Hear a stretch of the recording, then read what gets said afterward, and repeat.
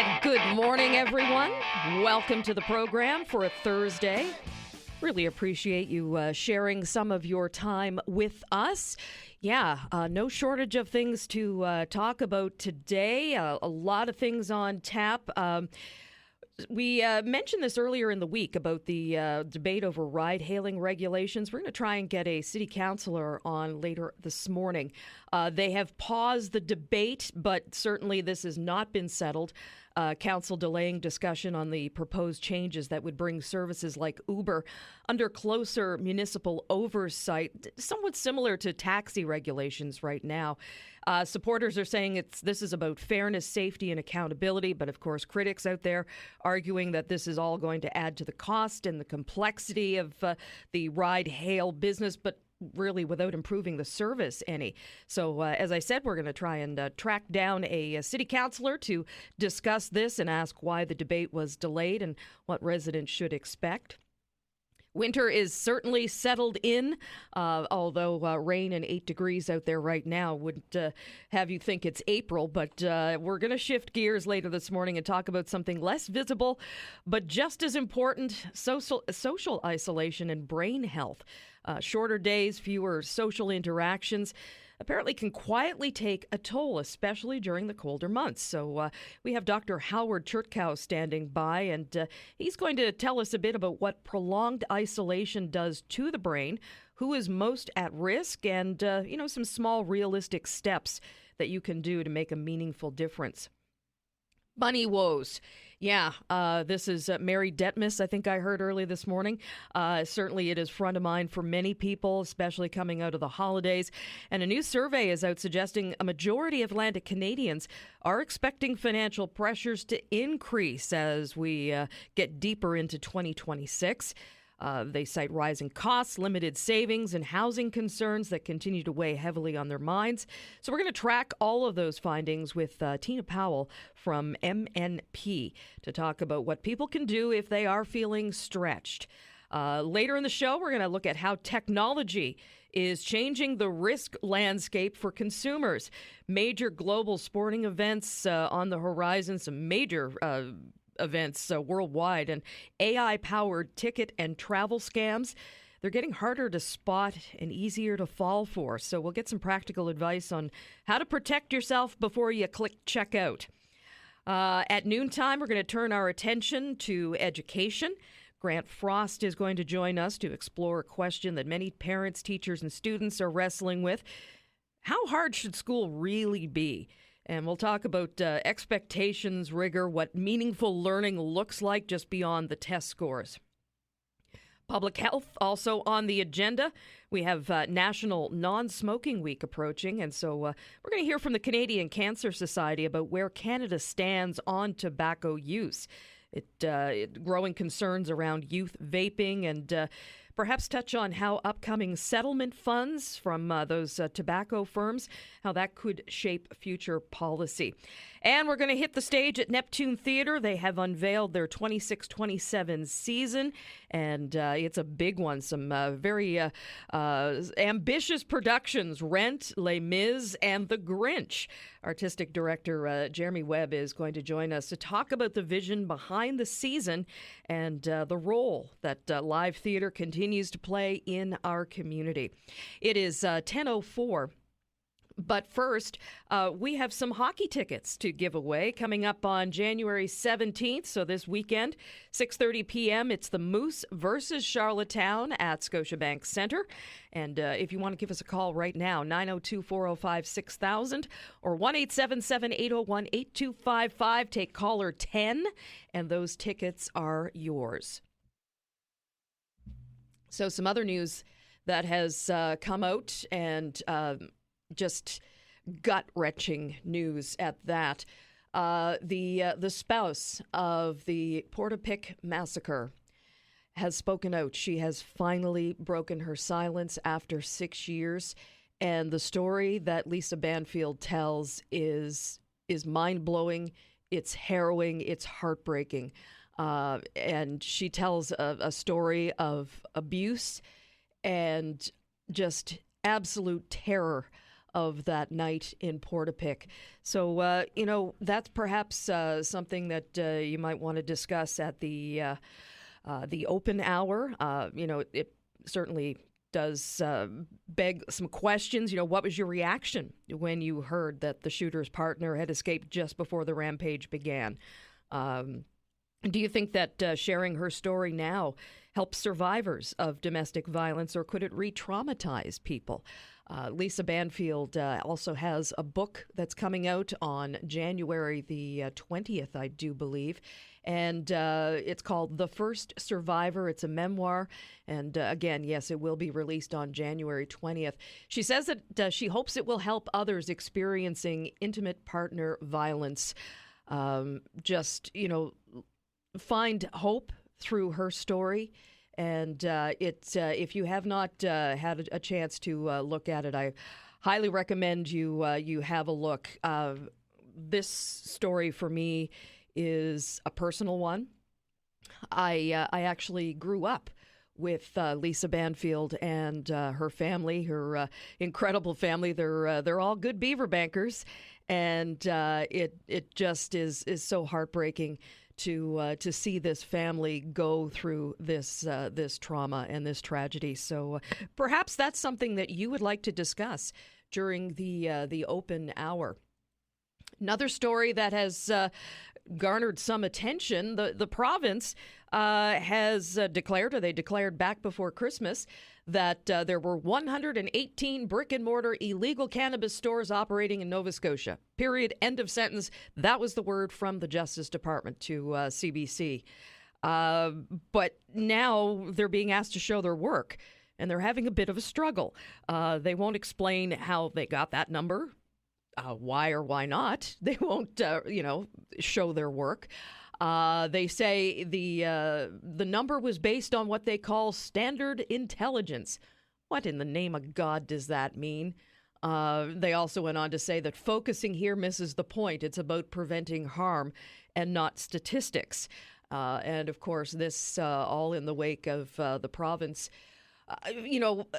They were stepping up enforcement on illegal cannabis dispensaries, many of them on Indigenous lands. And so, that begs the question, who has the right to sell cannabis in Nova Scotia? Don't have that problem in New Brunswick, because in New Brunswick, everybody can sell cannabis. It's open market. So, should the province be forced to release the data or the methodology behind the cannabis dispensary estimates? Is it okay for politicians to make big claims about safety without sharing the evidence? So perhaps that is something that you would like to discuss later on this morning during the open hour. Something else that's going on? Well, a lot of something else is going on. This looks to be 2026 is going to be a huge year for economic activity in Halifax. We've got some major hockey and canoe competitions that are expected to bring in about $12 million in economic activity. Everything from the U Sports Men's Hockey University Cup that St. Mary's is going to be hosting in March. We've got the ICF Junior and U23 Sprint Canoe World Championships that are coming to Dartmouth in July.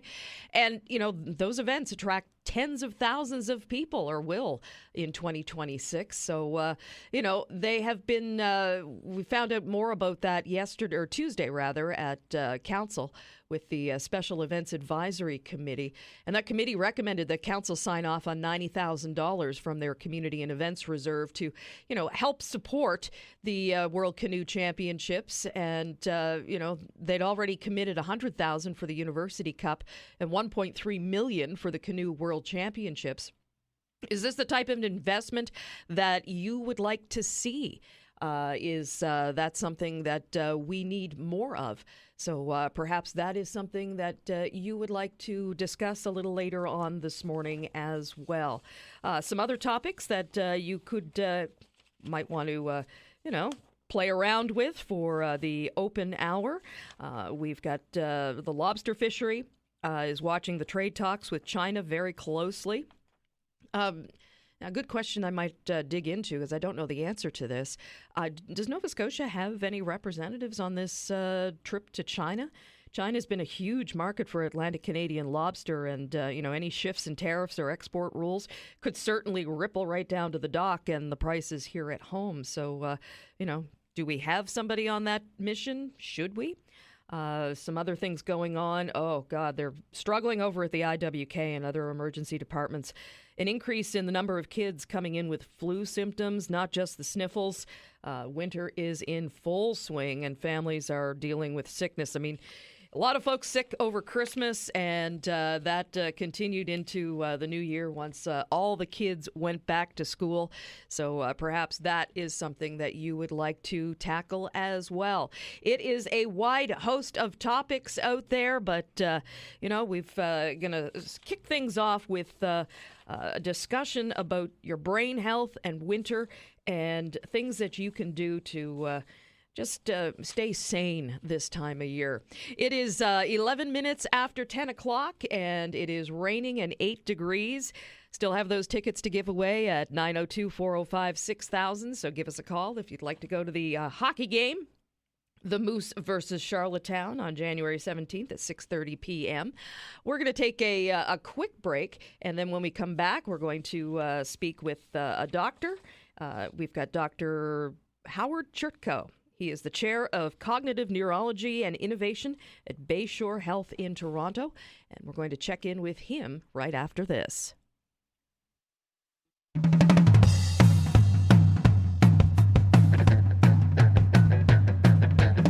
At 10:15, welcome back to the Todd Veinotte Show.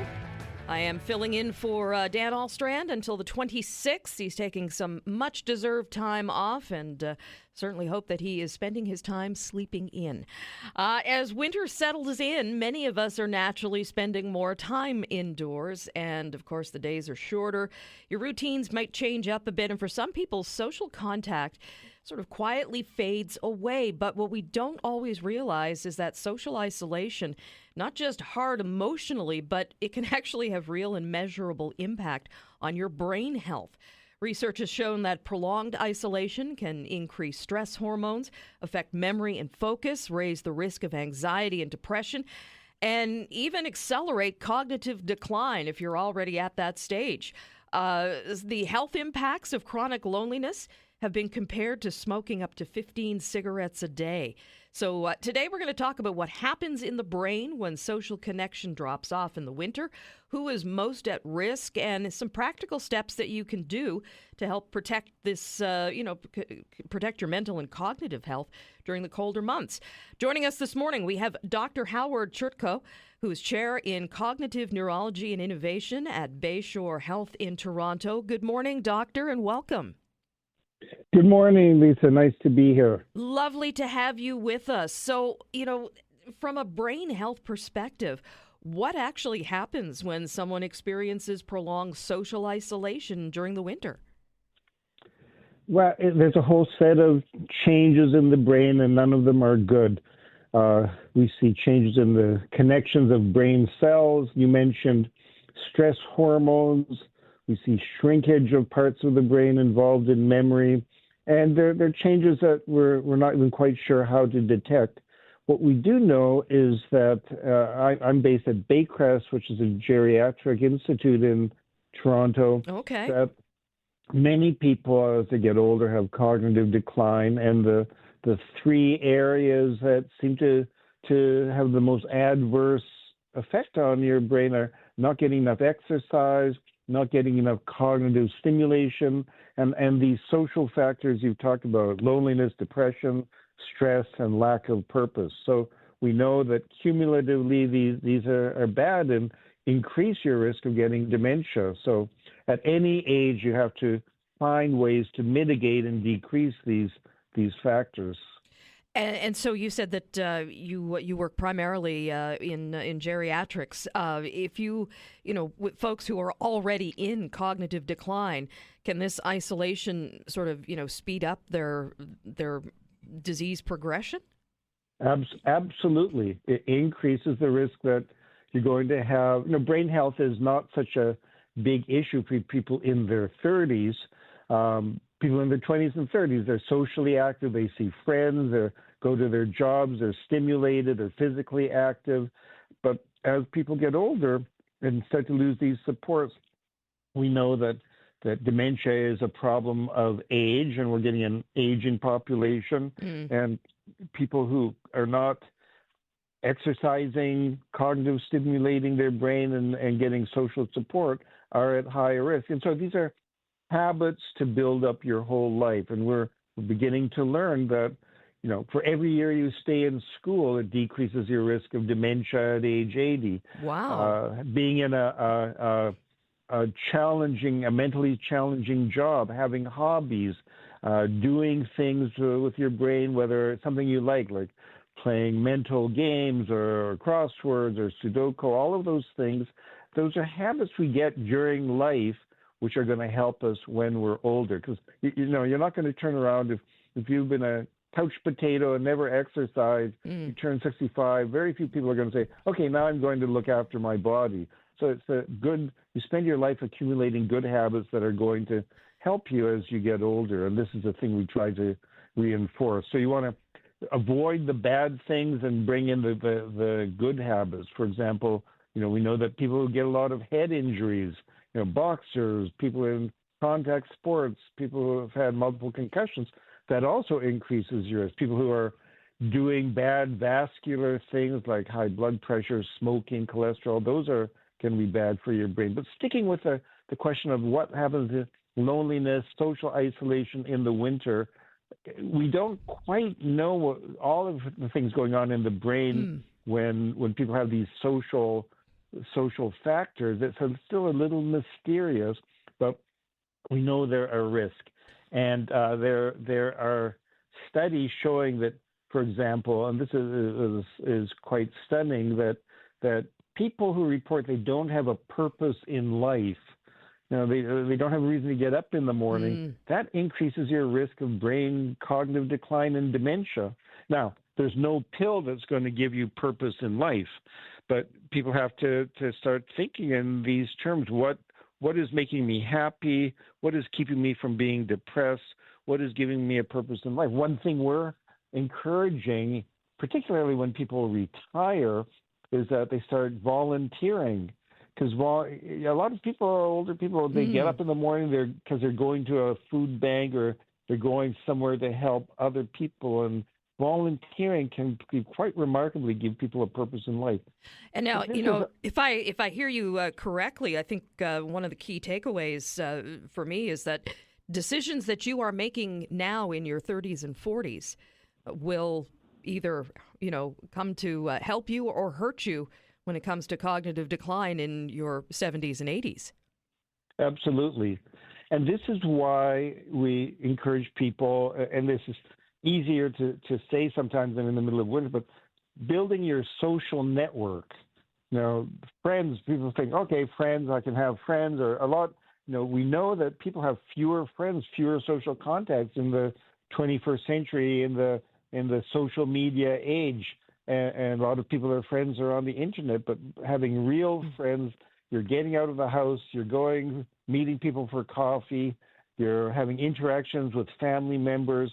Building your social network is going to improve your brain function as you get older, and this is part of brain health. So I'm very much encouraging people, and this is not so easy in the middle of a snowstorm like in Toronto. I was going to ask, why are winter months particularly challenging for social connection and mental well-being? Yeah, well, I'm sitting here in Toronto in a snowstorm, and no one's walking out of their house. So in Canada, this is a particular challenge. And then, if you can only FaceTime or phone your friends, that's better than nothing. Well, yeah, I was going to say, so virtual connection can certainly help take the place of physical? It's better than nothing. Yeah. And this is why, we have a center we're building for dementia prevention. It's called the Kimmel Center at Baycrest. It's like a club. And one of the things we do is get people out of their apartments, older people, and they have clubs and they have art clubs and they have discussion groups and mixing together and being socially active. It's magic, and it's an important part of everyone's brain health. The other part we have to remember, it's winter in Canada and there's less light and people get seasonal affective disorder and depression, and And being stressed, being depressed, being lonely, these are all factors we can measure changes in the brain, which are bad. Hmm. So this is something everyone has to think of. How am I going to maintain my social network year round, including the winter? How am I going to keep it friends as I get older and keep those social factors in place? Socialization, not being lonely, not staying in your apartment watching screens and television. These are important things to help your brain. And it's sounding to me as well that that perhaps may come more naturally as when you're younger, but you have to be more purposeful about seeking out those connections as you get older. Absolutely. And people have to think in terms of their brain health. What we really need I've said, is marching book clubs. People go to book clubs are stimulating their thinking and getting exercise by walking and running and doing exercise and socializing in a club. So those are the three things people need to start the habit of getting those 150 minutes a week of vigorous exercise recommended in Canadian preventive health guidelines. People aren't getting enough exercise in Canada. We know this. We've got too much obesity, and these are things that are also bad for your brain. And the cognitive stimulation, everyone should be thinking, what am I doing to challenge my brain in a way that I enjoy? And it's not the same for everybody.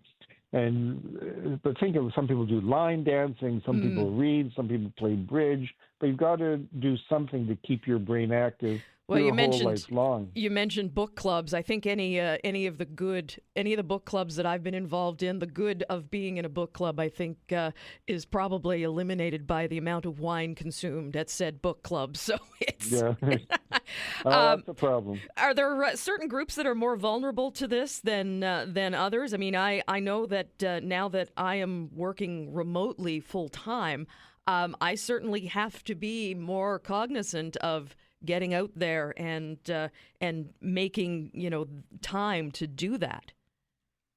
Well, look, the people who are most vulnerable to bad aging, and this should come as no surprise, are the demographic with lower incomes, people who are not doing their health prevention, people who smoke or have high blood pressure, people who have a family history of dementia in their family or heart disease or stroke. That puts you at higher risk.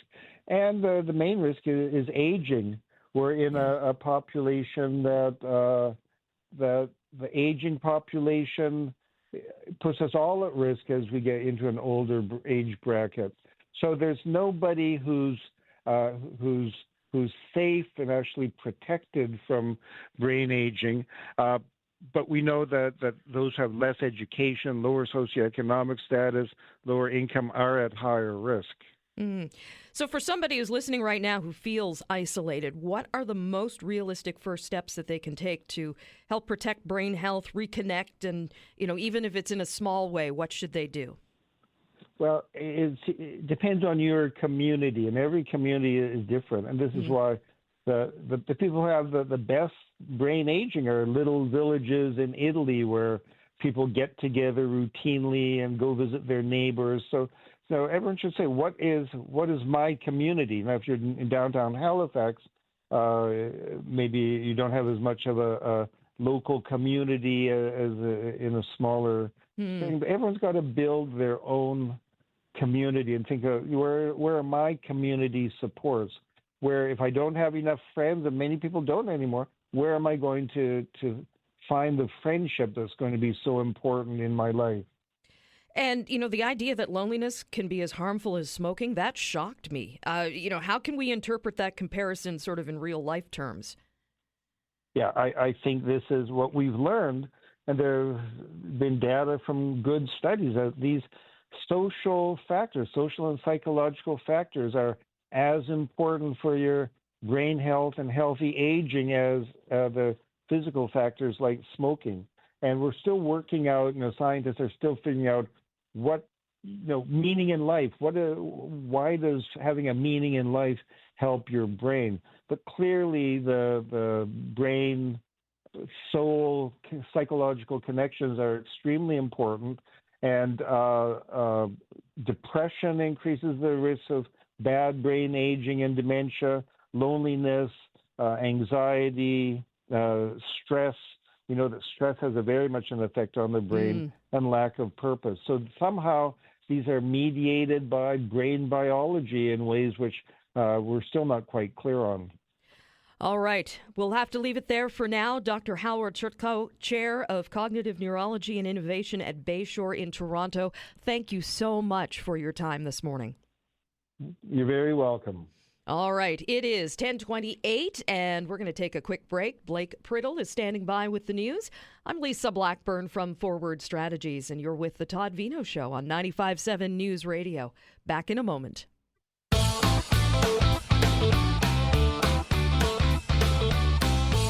Good morning. Welcome back.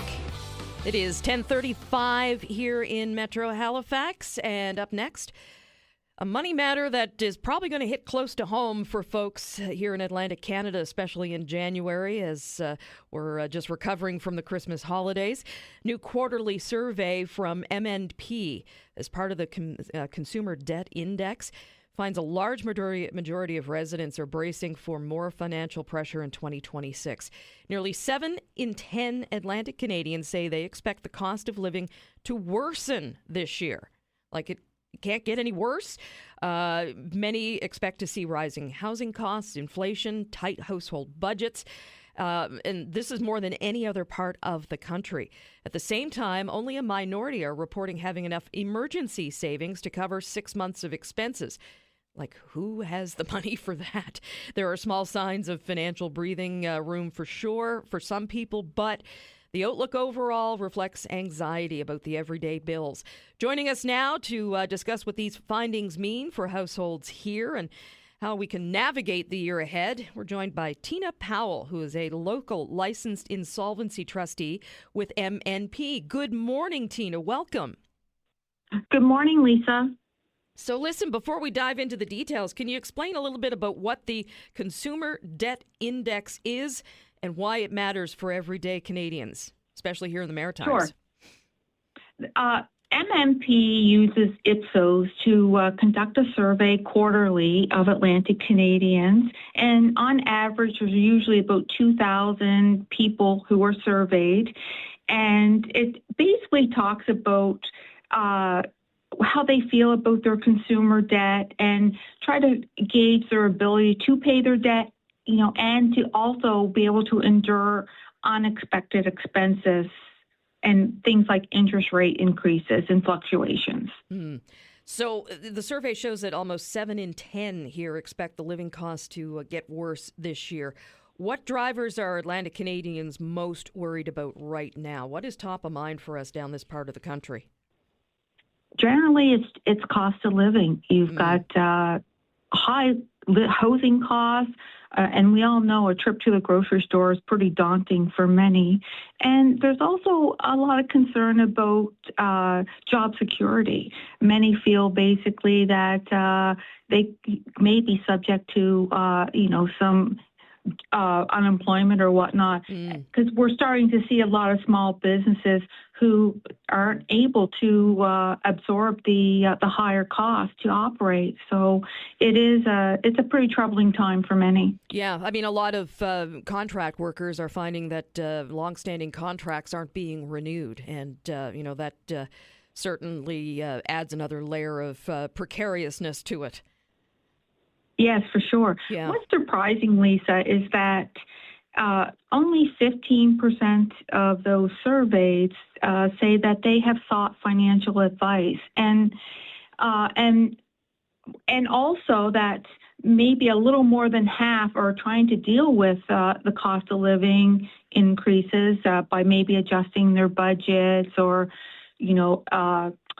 remortgaging or selling assets. But there's also almost half of these people are avoiding dealing with it, which is not a good rabbit hole to go down. What many don't understand is that, or know that there is help available.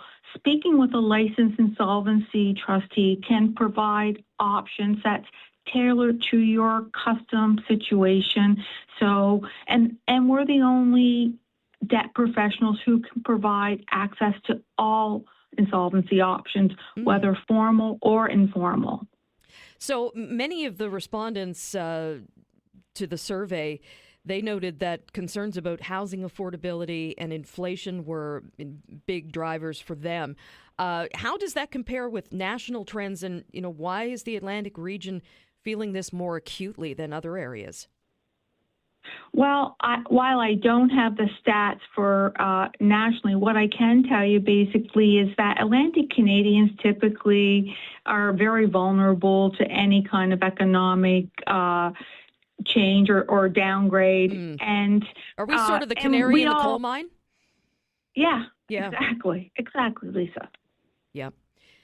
Yeah, I mean, and what is it about Atlantic Canada that puts us in this position? Like, why are we more? Why are we the canary in the coal mine? What is it about us that makes us the first stop for trouble? Well, a couple of things is that most generally you find that the wages sometimes in certain sectors are lower here in Atlantic Canada than what they are in other areas of Canada, and we have also seen a significant increase in housing costs. So, rents and home prices have just skyrocketed. Yeah, I think I just saw something earlier this week where the average rent in Nova Scotia was up 1.8%, but the average rent across Canada was down 2.3%. So it's a trend that we're not seem to be following here in Atlantic Canada. But the data is suggesting that there is some modest improvement in leftover money after monthly bills. So it's sounding like, we're having a little bit of wiggle room, but our emergency savings still is on the low side. What, that gap, what does that tell us about financial resilience here?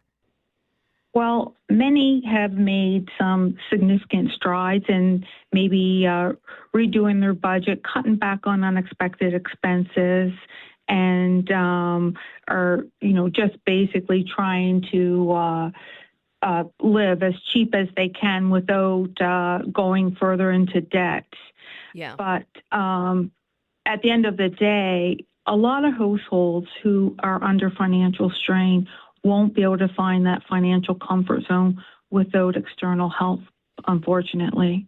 And, at what point does debt become, I think everyone expects to carry a little debt, but at what point does it become overwhelming? And at what point, if you've got, you owe $36,000 on a line of credit, you've got $6,000 on a credit card, and you're just making the month-to-month payments.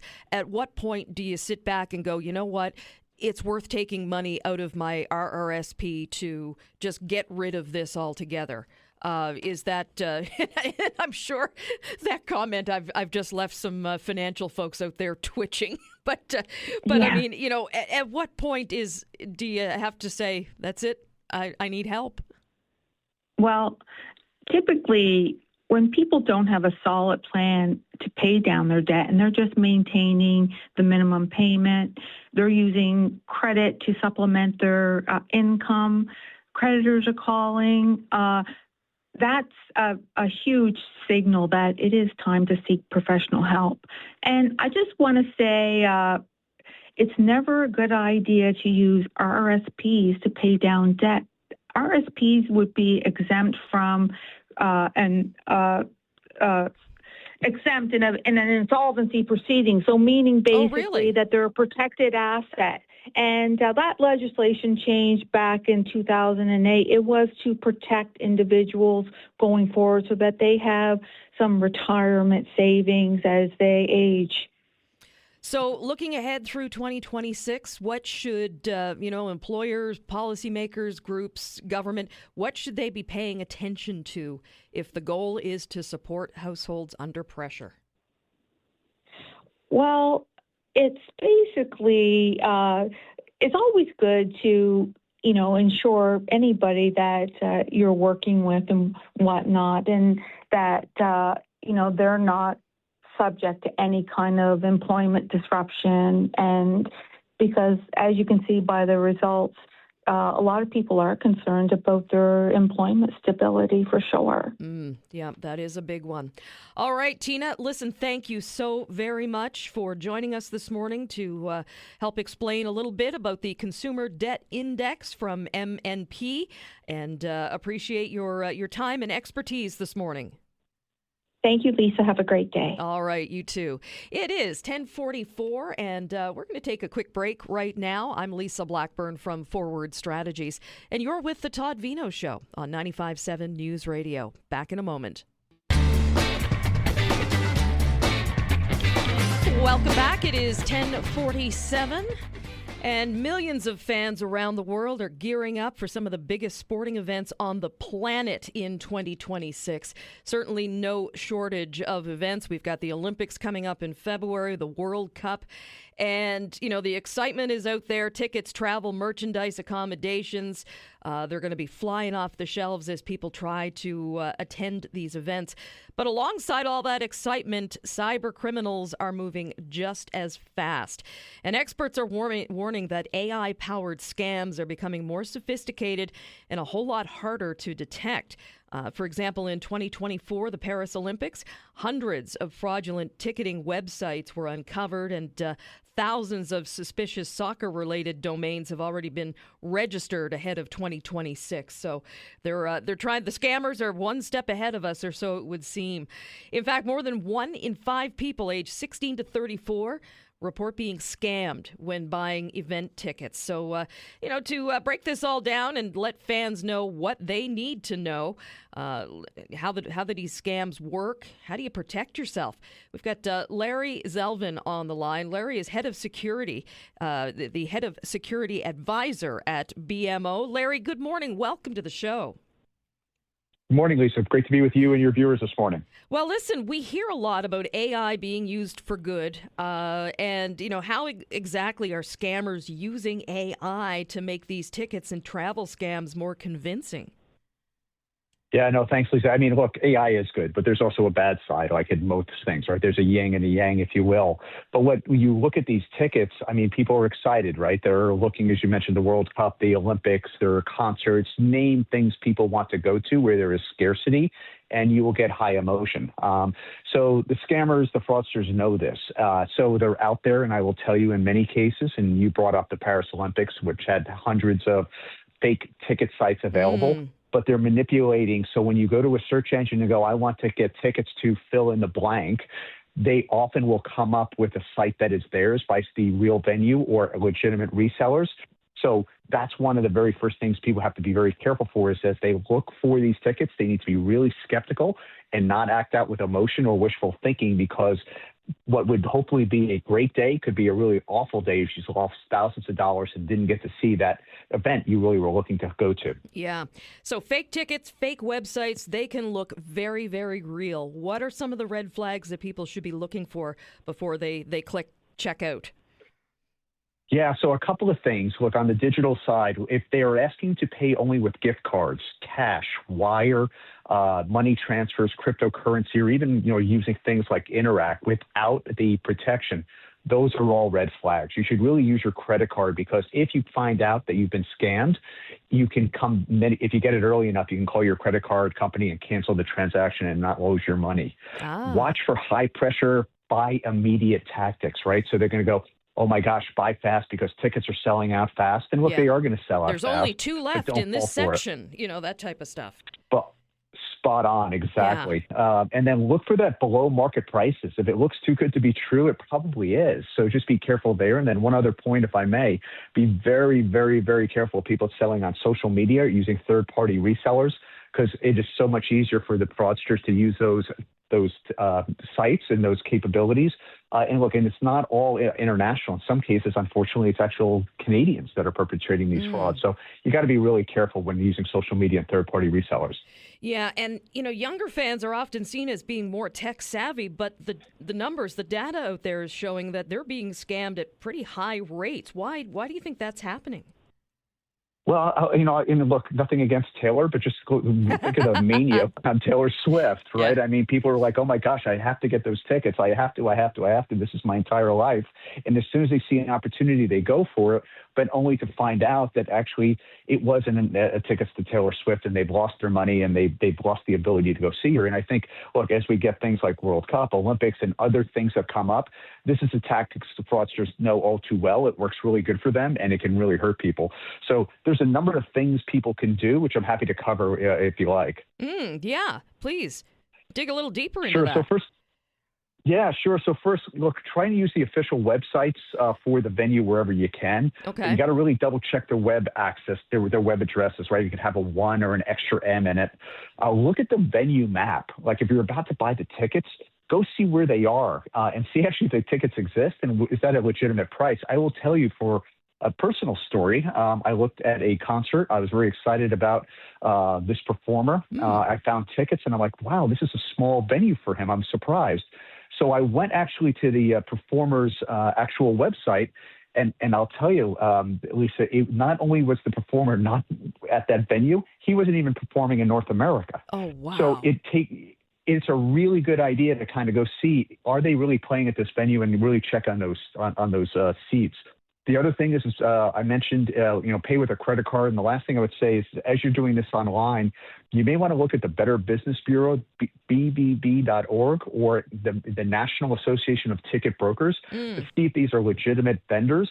It sounds like a big pain in the neck, and it's like, oh my gosh, these tickets can go fast. But folks, if you take the few minutes to do a little bit of research and really check, it could save you thousands of dollars and a tremendous amount of emotional distress. And as much as I hate to say it, because, Ticketmaster is the behemoth that everybody loves to hate, but, they're sort of emerging as one of the few that we can actually trust. As difficult as it is for me to say that.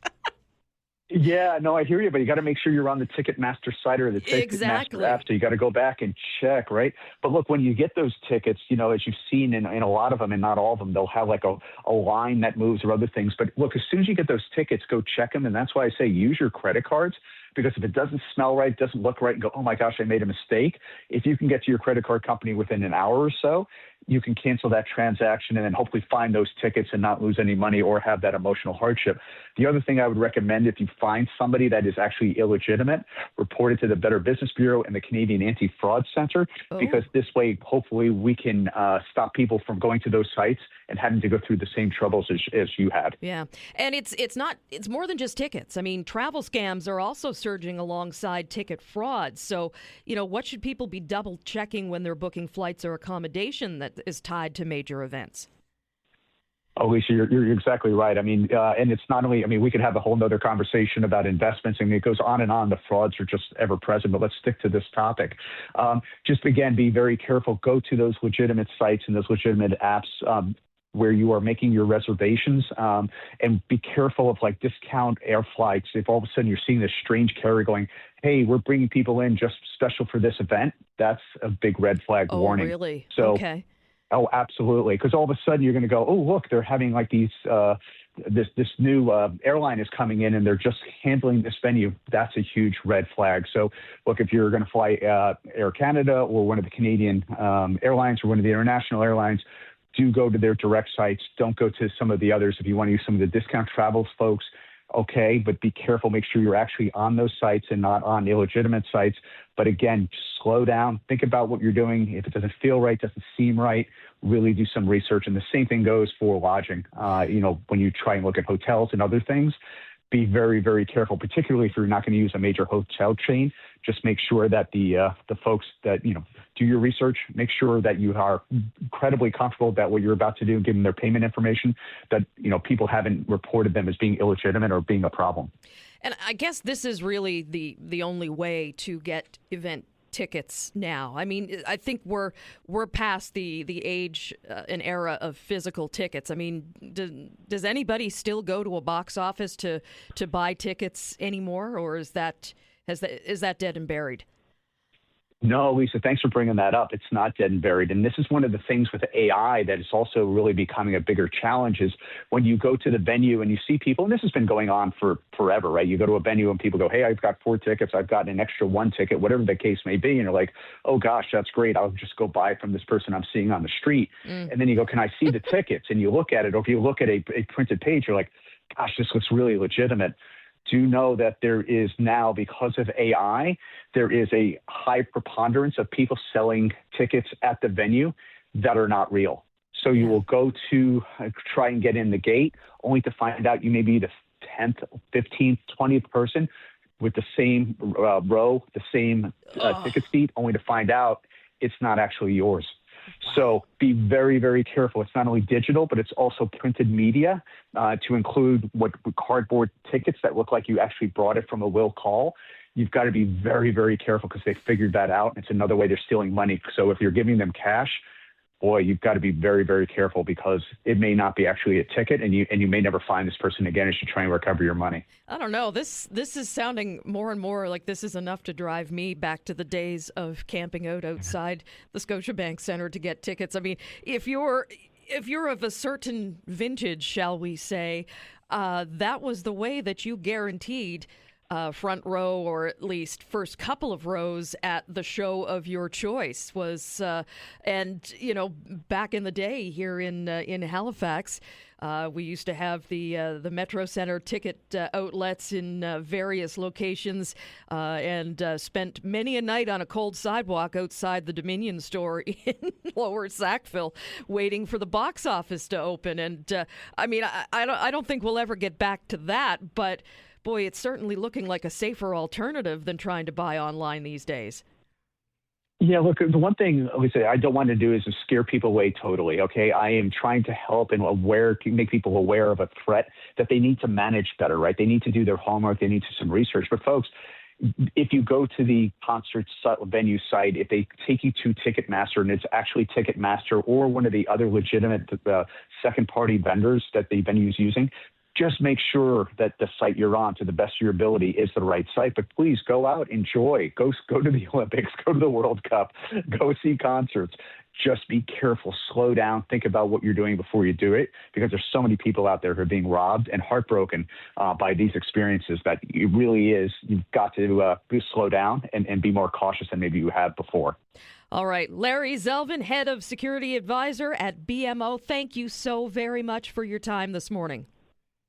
Thank you, Lisa. Good luck, everybody, and hey, enjoy yourselves out there. Be All safe. right. Take care and thanks. Take care. It is 10:59 and taking a quick break for the news with Blake Priddle. I'm Lisa Blackburn from Forward Strategies, and you're with the Todd Veinotte Show on 95.7 News Radio. Back in a moment. Good morning and welcome back. Well, it's now your turn to drive this conversation. I'm just here to be the conductor. 405-6000 or 1-877-801-8255. It is open hour time, and we're actually going to do a bonus open hour until 12:15. So we want to get all of your perspectives in here this morning. Perhaps there is something on your mind that perhaps you've heard here that you want to discuss further. The lobster fishery is watching the trade talks with China very closely. Of course, the Prime Minister is in China for first time since a Canadian Prime Minister has been there in, 8 years, I think it is. And any shift in tariffs or export rules certainly could impact us here at the docks and in the prices that we pay at the store. What's your perspective on this? Should we even be discussing increased trade with China? Can we trust them? Casino, the Halifax Casino is planning to move. It's vacating the downtown location, and it's going to be heading to a new site at Dartmouth Crossing. Supporters argue it's going to create jobs, draw some new business, but downtown, small businesses and the residents around there are concerned about what losing a fixture from the waterfront is going to mean for them. Do you think this is a good move or maybe the wrong direction? Are you following what's going on with Greenland at all? For people living in the Arctic, this rhetoric that was perhaps a joke and absurd in the beginning has now become rather frightening. A lot of folks in Greenland are preparing for what could be happening, but of course, there are ramifications for all Inuit people throughout the Arctic. So, if the U.S. is successful in annexing Greenland, what about Canada's north? Are we next? So, do you take those Greenland threats seriously? The conversation that apparently took place between Greenland and the U.S. didn't really go as well as had hoped yesterday. Well, I suppose it depends on what side you're on. It went well if you're Americans, but not so much if you're from Greenland. Do you worry about that at all? Perhaps that is something that is on your mind. 902-405-6000, the number to call, or 1-877-801-8255. The flu, yeesh.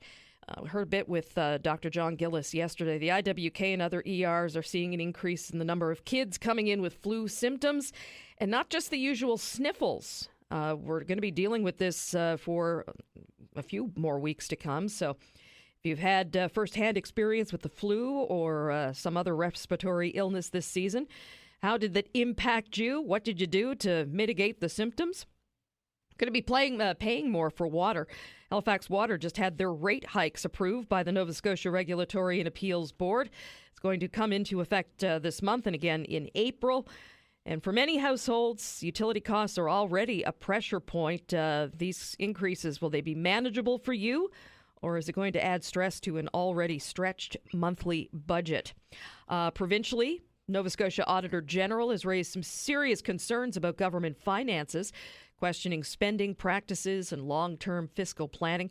People across the province are talking about accountability and priorities, especially with budgets on the horizon. So, the multi-billion dollars in spending that has rolled out the door from Province House, but did not receive the oversight of the legislature.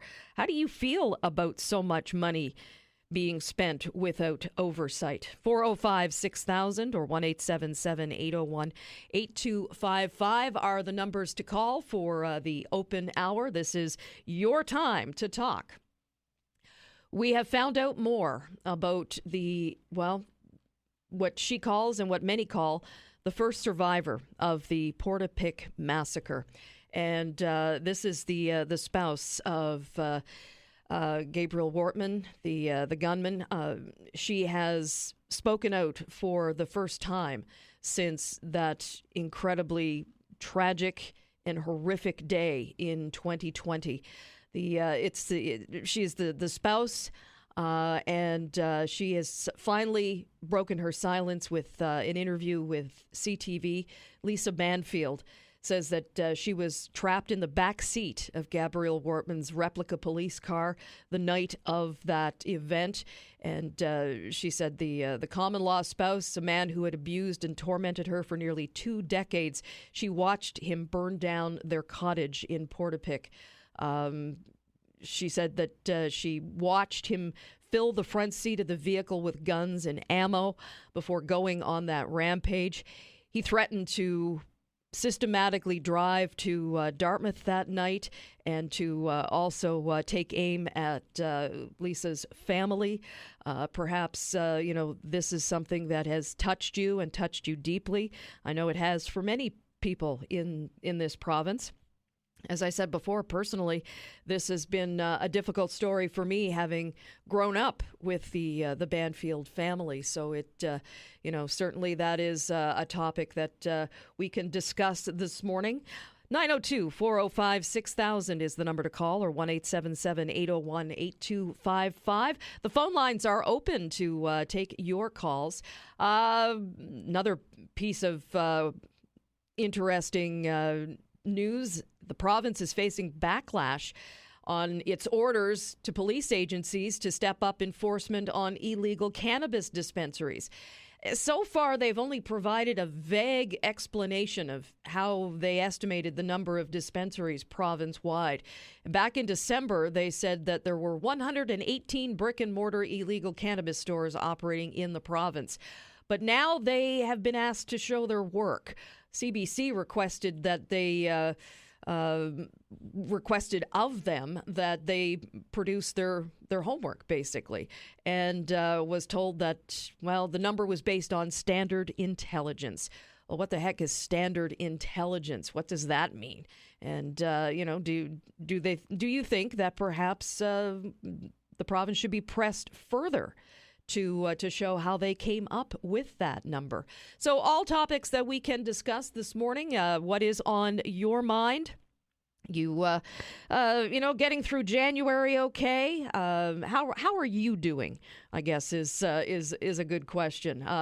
We're over Christmas now, and we're into January, and perhaps you're out there feeling a little blue. I think actually the bluest day of the year is coming up on Monday, if I'm not mistaken.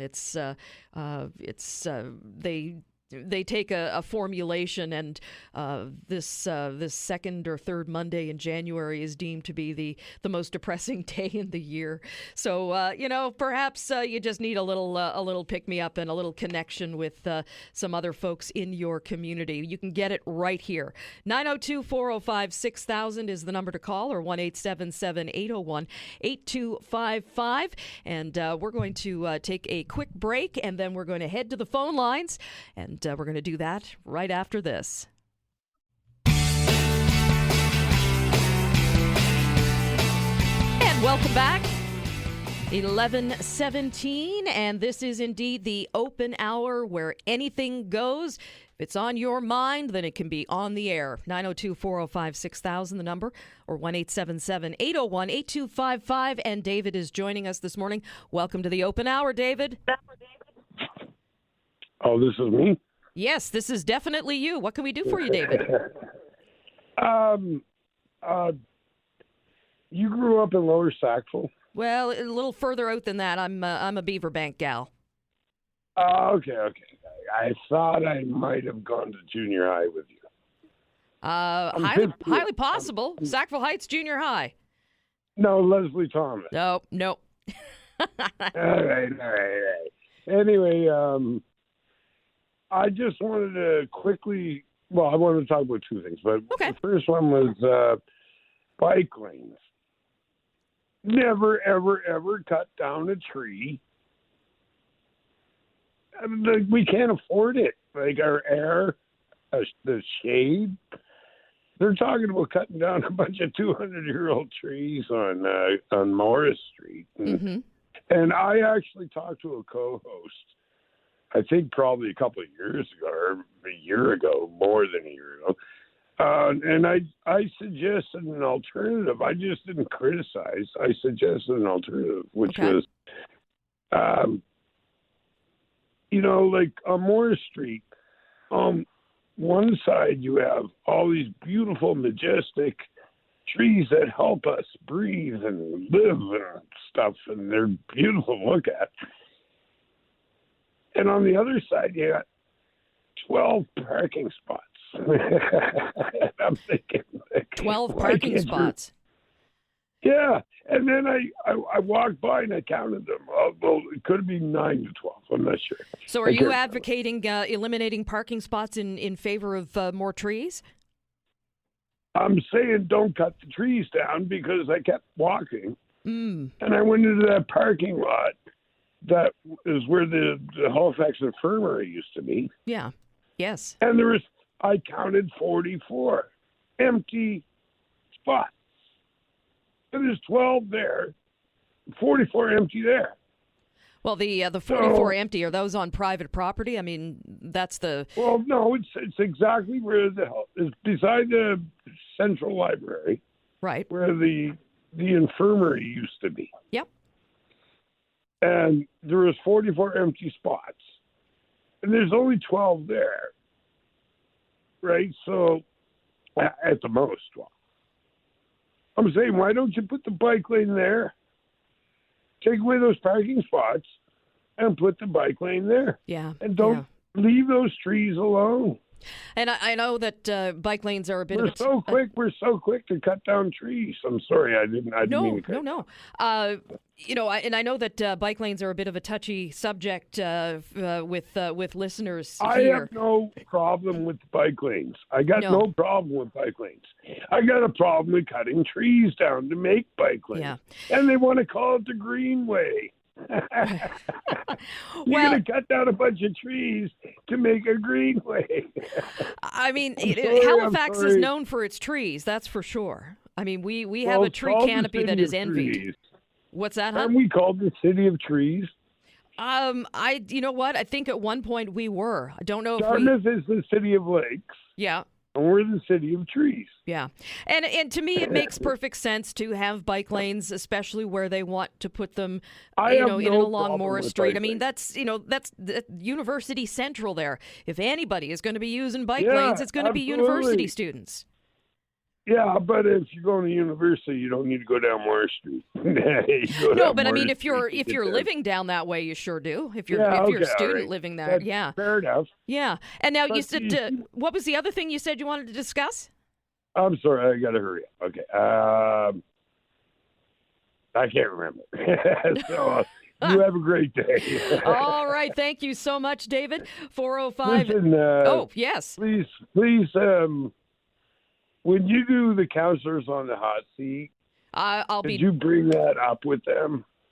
Yes, actually. I can't remember who we've got in on Monday, but we'll definitely make mention of it. It doesn't matter as long as you talk about it, right? It doesn't matter who's there. It just talk about it.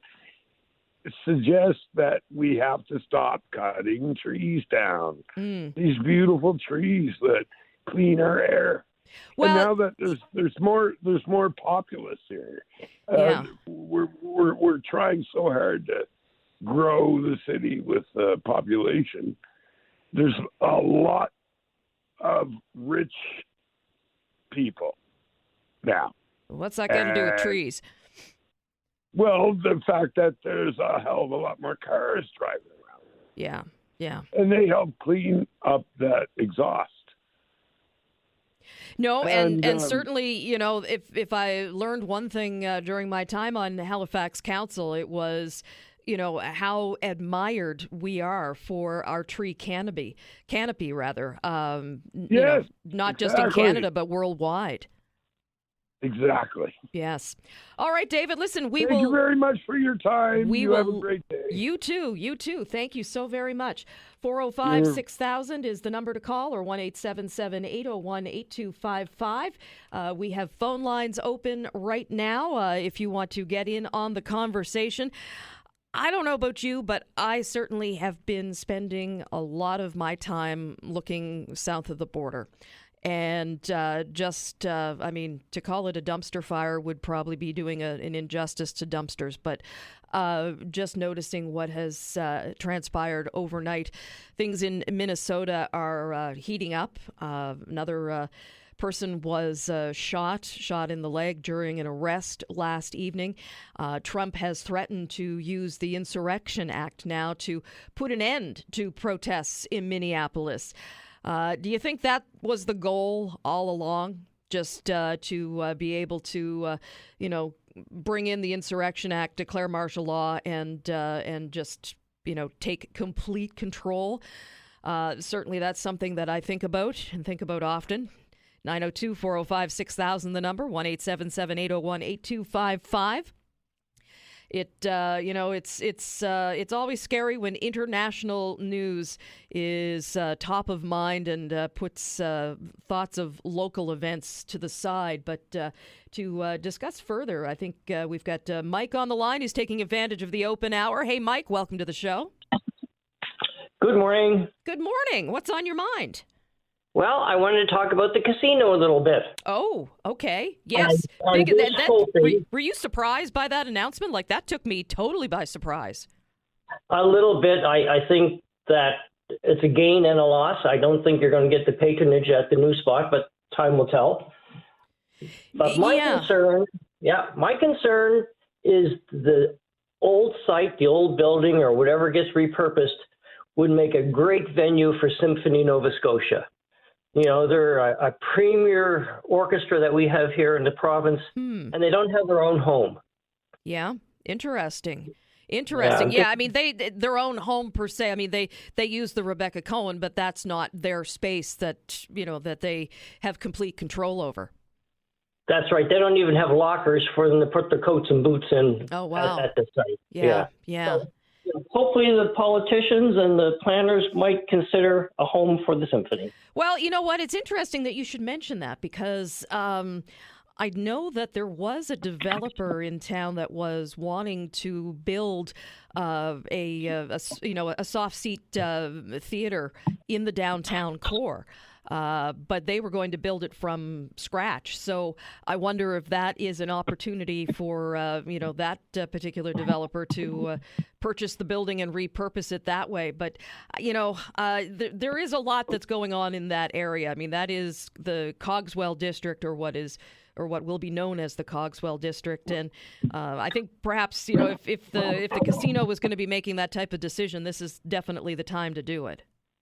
Absolutely. Yeah. All right.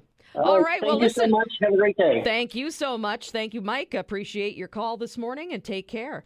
405-6000, 1-877-801-8255. Those are the numbers to call. And Dave is on the line. Hey, Dave. How are you doing? Welcome aboard. Well, thank you so much. Thank you. I'm having some fun here and looking forward to sitting in the chair until the 26th. What can we talk to you about today? Well, I'll talk to you on the 26th and see how you hold up. Okay, yes. But anyway, yeah, well, the last caller was interesting with the casino. That's kind of an iconic building. I moved here in 2000 from Vancouver, and pretty quiet. Halifax wasn't really much growth back then, believe it or not. Yeah. And for us, it was nice to go down there, and I never made any money there, But I think what killed the casino, in my opinion, was COVID. That was the first blow. And when they had the big buffets, anybody that went down there, man, they had the buffet. They were giving away gifts and gimmick gifts, I guess, but you could eat there for, a super good price. Yeah. And line up going out the door, literally. I don't know if you get down there or had gotten down there. Great place for, entertainment, smallish rooms, but for us, it was iconic and a nice waterfront feature. My goodness, it really is. And then you did your walk around and hotels around there. And I just want to plug Halifax, too. I'm not going to rant too much here, but I think also with getting back to the casino was the construction down there was a nightmare, although I think they've done a very good job. They got it done rather quickly, in my opinion.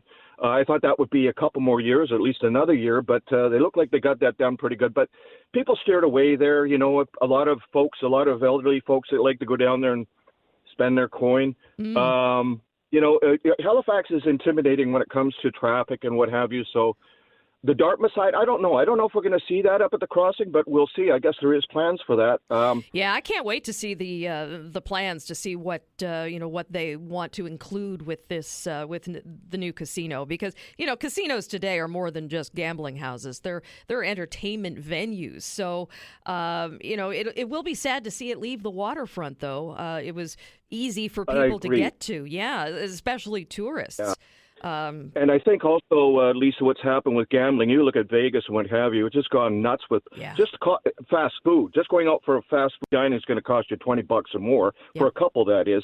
So I think that with COVID, the construction, and there's a lot of online gambling. I'm sorry to say, I don't do it myself, but, you've got sports gambling. It's huge. You've got stars like, I don't think Brady does it, but, they're speaking out about, Gretzky. There's a fine example, online gambling. It's huge. And it's cheaper to stay at home. And I don't recommend gambling whatsoever, to be honest with you. You never win. I hear people saying, I won this and that coming back. How much did you spend, right? So, exactly. But, I don't know. I have a couple other things I'd like to talk about, but I won't keep you waiting. And well, listen, you know what? If you do have another couple things, how about I put you on hold? We're going to visit in with Blake Priddle for the news, and I'll come back to you as soon as we're done with that. Long as I'm not hogging the lines, I'd like to stay on for a couple, if you don't mind. Sounds good. I'll just put you on hold, my dear, and we'll take a quick break. I'm Lisa Blackburn from Forward Strategies, and you're with the Todd Veinotte Show on 95.7 News Radio. Back in a moment. All right. Thank you so much, Blake, for that. It is 11:36, and this is now the open hour. Your time to shine at 902-405-6000 or 1-877-801-8255. We'll talk about anything that is on your mind, and we're going back to the phone lines where Dave has been waiting patiently. Hey, Dave, what was the rest of the subjects you wanted to bring up? Yeah, firstly, thanks for keeping me on board for a little longer. Oh, thanks I'd like for to hanging. talk about all our stress that we have, and a lot of it involves the international stage, of course, geopolitics, which is very important. I keep a very close eye on it. I've invested in some silver, and it's skyrocketing. So, not a lot, but hang on to your silver, folks. It's amazing what's going on because it's used in electronics, AI, technology. Every Tesla has about 3 ounces of silver in it, or any electrical EV, pardon me. But I'd like to stick. I know we're all caught up with Trump and his naughtiness, I guess, if you will, and his insanity, his ways. And well, I won't go that far. I think he has a playbook to a certain degree. But I think what concerns me more is let's be a little bit more concerned about. And I hear it on the radio on what's happening at the local level with our water rates, with our power rates, with our property taxes, and my mom used to say she lived through the Depression as a young girl, and it wasn't fun. But keep your eye upon the donut and not upon the hole. So I love Trump that. Trump has nothing to do with our water rates. He has nothing to do with our power rates, although our natural gas over at Tufts Cove, Lisa, comes from the United States, every ounce of it that generates our electricity. So keep that in mind, folks. Yeah, but I mean, what is happening across the border will definitely impact those local. I mean, you think about the tariffs and how that will impact, for example, Halifax Water being able to get parts. Sometimes a lot of the No, I think to a small degree, yes, I agree. That's going to affect property taxes. That's not going to affect it. To a certain degree, it will, small, but I think I don't know, just the way these companies are run, or the assets that we have here are run, and you look at our government deficit, right? So we're looking at that as well, and transparency is another thing. Like, how much transparency do we get into this? I think people are you can hear people, Lisa, as you know, you can hear it all the time, and I'm not on board quite as much as I could be because I love radio. Radio is like the boots on the ground, if you will. You know what I mean? You hear the locals. Yeah, and people you hear they're afraid, they're angry, and they're strapped, and that's how I'm reading into a lot of folks, and they're scared for their families. But again, well, for everything, and folks, stay off the internet for God's sakes. You know what I mean? Spread your ideas and your thoughts around, not to just CNN or Fox or MSNBC, whatever. Go to the podcast, go to the radio, Lisa. How about that? Go to the radio. And worry about what's around you, not all around you. What's your little universe like? I know, it's easy to say. My universe is great right now, so I'm hanging in there for sure. And I do hear it from others, and God bless them all. But really my God, do. it's so easy, so easy to go down rabbit holes. It's sure that exactly, Lisa. I'll let you go. All and right. You're doing a great job. Thank you. Thank you so much. 902-405-6000 is the number to call, or 1-877-801-8255. Yeah, it is tough to avoid the news that comes from the United States. Certainly we are surrounded by it 24/7, but Dave is absolutely right. Sometimes you just have to take a step back and focus on your own community and think about how you can make small changes locally that can help perhaps impact things down the line.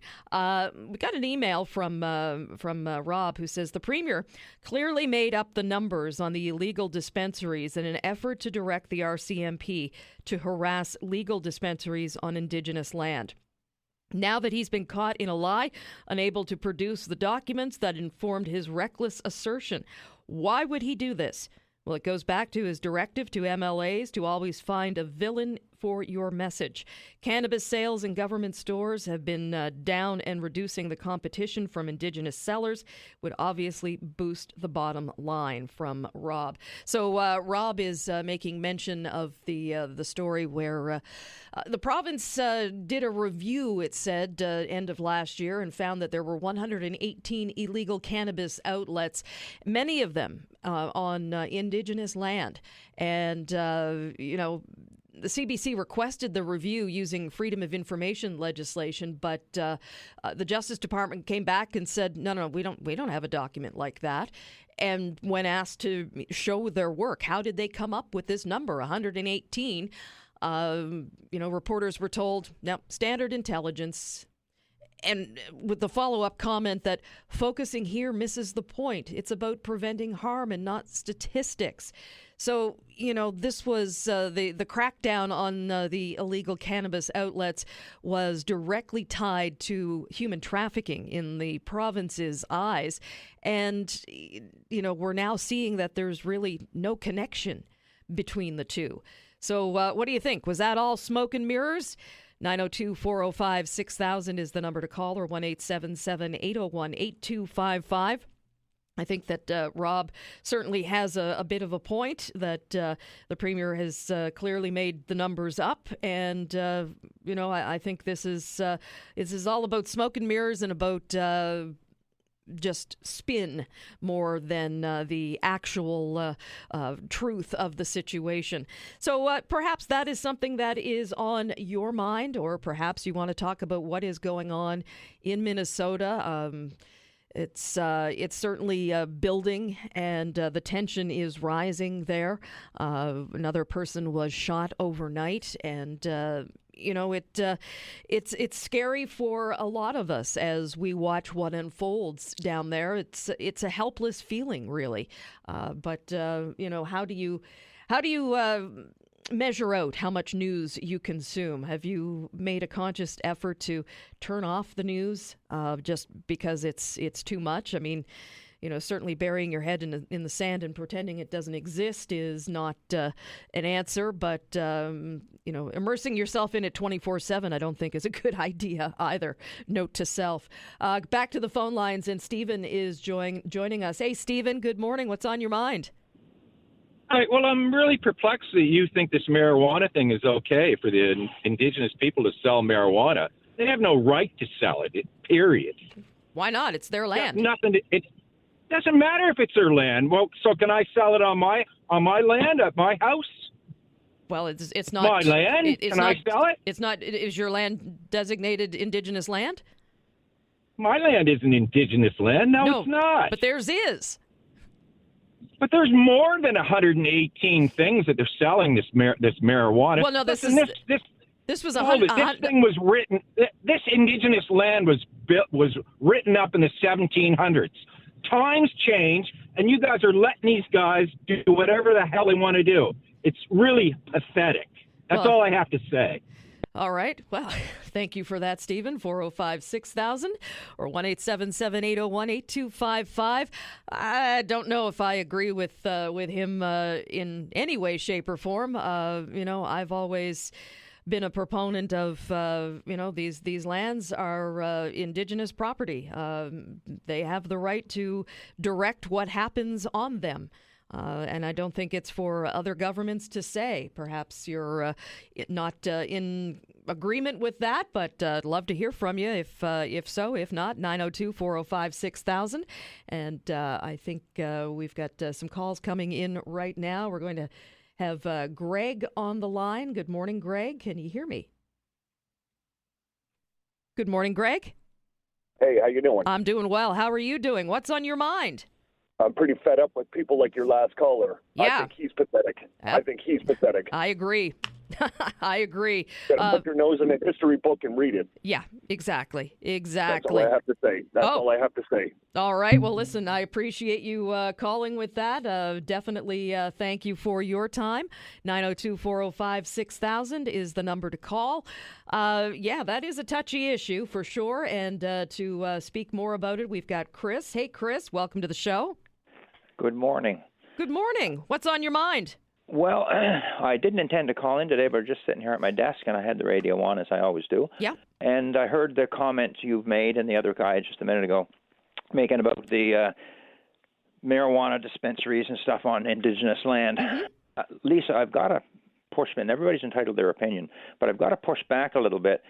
You maintain that they're indigenous land, and they should be allowed to do whatever they want on it, but are they still not part of Canada? And in fact, do they still not take benefits from the taxes that the rest of us pay here in Canada?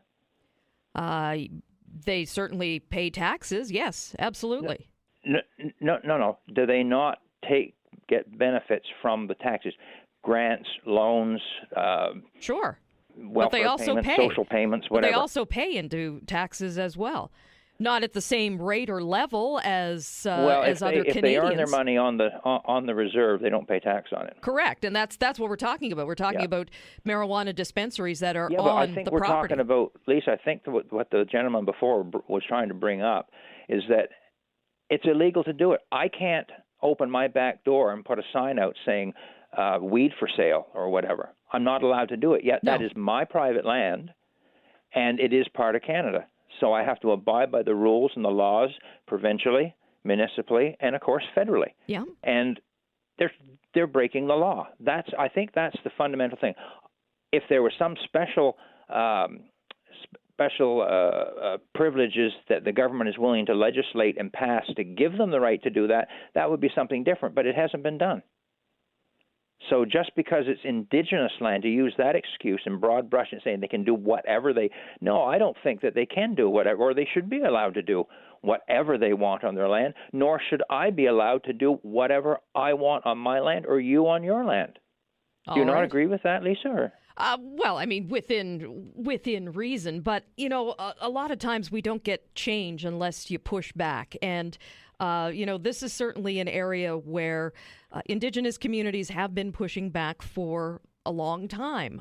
Their ability to sell, tobacco, cannabis, alcohol, and do it in a way that is different but still aligned with their Indigenous culture. So I fundamentally, I don't have a problem with it. But Lisa, how is all that aligned with their Indigenous culture? Tobacco, alcohol, and marijuana has nothing to do with, in my opinion, at all, nothing to do with their Indigenous culture. I think if you dig into the culture a little bit, you'll find that they both play very, very important roles in the culture. I'm not an expert on that, but certainly have had conversations where I've been informed about the importance of those things in Indigenous culture. Well, I've never heard of the fact that alcohol or marijuana was important or used at all in Indigenous culture. Tobacco, yes, with what we typically call the peace pipe and that sort of thing. And they'll have ceremonial sitting around the fire. I've seen news clips of that, passing the pipe around and waving the smoke into the air and that sort of thing. So they kind of have that part of it as part. But it's a big difference between ceremonial tobacco use and marijuana. And I don't think they're allowed to sell alcohol on the reserves, are they? I didn't think that they were allowed to do that. I do not know. That I do not know. But we've got a whole host of callers there who can probably better inform me. But I appreciate your time, Chris. Okay. Thank you so very much, and have a great day. You too. Thank you. 405-6000 is the number to call, or 1-877-801-8255. And back to the phone lines, and Gordon is joining us now. Hey, Gordon. Hi, Lisa. How are you? I'm doing well. What's on your mind? What can we do for you? I'm calling about the Indigenous people having rights to sell marijuana on their reservations. I mean, I believe as a Canadian that we should all be subject to the same laws and the same rules. As I can't sell marijuana out of my backyard, and they shouldn't be able to sell it out of their backyard either. I mean, it doesn't matter to me what race or what culture you have or what standards you have. If you're in my country and you're going to live by the laws that I have to live by, and you're going to pay the taxes that I have to pay, and you're a good person, I will fight to my death for your right to be here, but only under the preservation that we all live by the same rules and regulations. And marijuana taxes should be going to our government to support our people, to pay for our schools, to pay for our hospitals. and to pay for our policing. The four most important parts of a government is policing, jobs, school, and hospitals. And if we could just get our government to concentrate on that instead of what they're doing now, spending millions of dollars on ferries and bus lanes that we don't need, and concentrate on bringing our country together instead of dividing it, I think we would have a lot better country than we do now. All right, Gordon, thank you so very much for your time. We have to take a quick break, but appreciate your thoughts this morning. 902-405-6000, the number to call, or 1-877-801-8255. We will take that quick break. I'm Lisa Blackburn from Forward Strategies. Hang on, Rick, Gary, Jeff, and Ed. We will get to you in a moment on the Todd Veinotte Show on 95.7 News Radio. Back in a moment. And it is 11:54 here on the Todd Veinotte Show, and this is the open hour. We're going to extend this open hour until about 12:15, so still time to get on board here at 902-405-6000 or 1-877-801-8255. We got Gary, Jeff, and Ed lined up, but first, Rick is going to join us. Good morning, Rick. Welcome to the show. Hey, good morning, Lisa. Good morning. What can we do for you? Well, you don't have to do anything for me, but the case of the casino moving to Dartmouth Crossing. Yeah, makes me a little sad. How about you? Well, I don't gamble. Matter of fact, I'm one of the people who live in Dartmouth and absolutely despise going to downtown Halifax.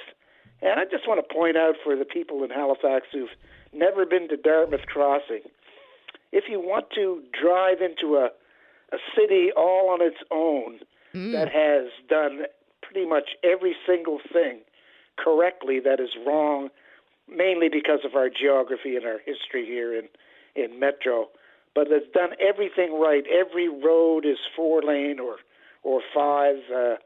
Everything has been considered. And give you an example. And it's amazing. It's amazing how great design can be when you're faced with a blank canvas, right? Oh, they did. It is.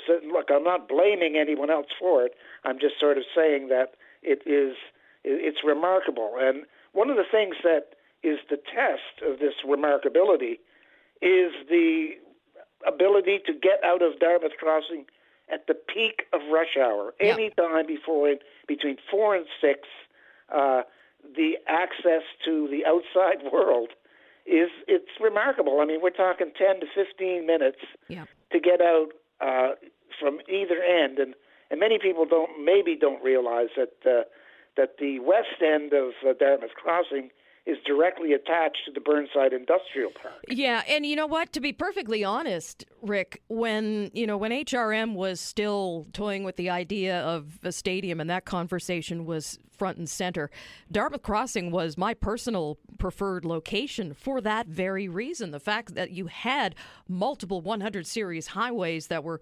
immediately connected to it, and the fact that you could get in and out of that location fast. Well, you probably also remember the companies in the United States that offered to build a racino. That's, of course, a racetrack / casino. And as a little perk, they would have built us a stadium at Dartmouth Crossing. So the other thing is, of course, the sort of unlimited parking that is there. Dartmouth Crossing, does have some bus routes, and you do see pedestrians actually up there nowadays, but for people with vehicles, it is non-threatening. When you drive downtown Halifax, you just never know if you're going to be able to get out. Okay, it's and I don't want to belabor that point, but Dartmouth Crossing has an IKEA store. It has anyway, restaurants it has to spare. A lot of things. There's a lot of eateries. It has. I don't know. Now there are 2 large apartment buildings. One is near completion. The other is still under construction. And hotels. Yeah. So there's going to be residential space in Dartmouth Crossing. So anyway, kudos to the casino for getting out of that place. I tend to think maybe I'm a couple years behind, but when looking from the air at the casino property, it's pretty huge. And when you have a property that big and you look at it from the perspective of building up instead of out, as we've heard many times, it really looks to me like the casino is not going to be revamped to be anything except a huge apartment complex that goes up probably 20 or 30 stories. All right, Rick, listen, we'll have to leave it there. Thank you so much for your time this morning, and hope to hear from you again soon. All right, 902-405-6000, the number, or 1-877-801-8255. Gary, Jeff, Ed, appreciate your patience. We're going to take a quick news break with Blake Priddle, and then we'll be back with more of the Open Hour. I'm Lisa Blackburn from Forward Strategies, and you're with the Todd Veinotte Show on 95.7 News Radio. Back in a moment. Welcome back. Good afternoon, 12:06, and we have a bonus 15 minutes of the open hour at 902-405-6000 or 1-877-801-8255. Certainly appreciate your patience this morning. Thank you so much, Jeff, for hanging on the line. No problem. No problem. What can we do for you? No, I just wanted to agree with Steve, I believe it was, and Chris. Okay. I can go on the res and buy my smokes. I can buy weed, and all that money just goes in their pockets. There's no taxes being paid on it. You feel that's right, or? Well, I think they have the right to do that on Indigenous land. Yeah. And not pay taxes. Well, that's, I think that's... This is the problem. This is why there's so much racism. There's different things for different people here in Canada. And if we were all treated the same, maybe there wouldn't be so much racism. That's all I'm saying. All right. Appreciate that. Thank you so much, Jeff. 902-405-6000 is the number. And we've got Gary joining us now. Hey, Gary, welcome to the show. Hey, I won't take up too much time, but I disagree with the last caller. Okay. I go to Millbrook, I go to Membertou. I go up there and I buy a carton of smokes anywhere between $20 and $30. Yeah. And then I go to a store here locally. Yeah. I'm lucky if I can get a pack for $20 to $30. Yeah. Now, so full disclosure, I've never been a smoker. But when I was in university, I worked at the smoke shop at Woolco in Scotia Square. So that's going to date me right there. But back when I was working there, it was $5 for a package of cigarettes, $5.50. I remember buying them for $5.50. You know what? I've smoked for 30 years. Wow. And I can go up there and get a carton for $20. I can get an ounce of marijuana for $60. There's $80. I go to the liquor store here, or I go to a convenience store here, buy the same thing. It's no different. It's going to cost me $130, $140. Yep. The Nova Scotia government is only upset about any of this because they are the only drug dealers in history that can't make money selling drugs. That's the issue. And the old white guys who are calling in that are upset about it, and I'm an old white guy. Yep. I'm an old white girl. They're not paying taxes. Well, you know what? I got the federal government in my pocket. I got the municipal government in my pocket. I got old age security in my pocket. I got everybody taking my money. And the one person that's not taking my money and screwing me for it is in Millbrook. And you're supporting Millbrook as well by shopping there. Right. Yeah. I drive up there once a month, and I make sure I get enough cigarettes to make sure that I can go for another month. And I'll go up every month until the day the RCMP.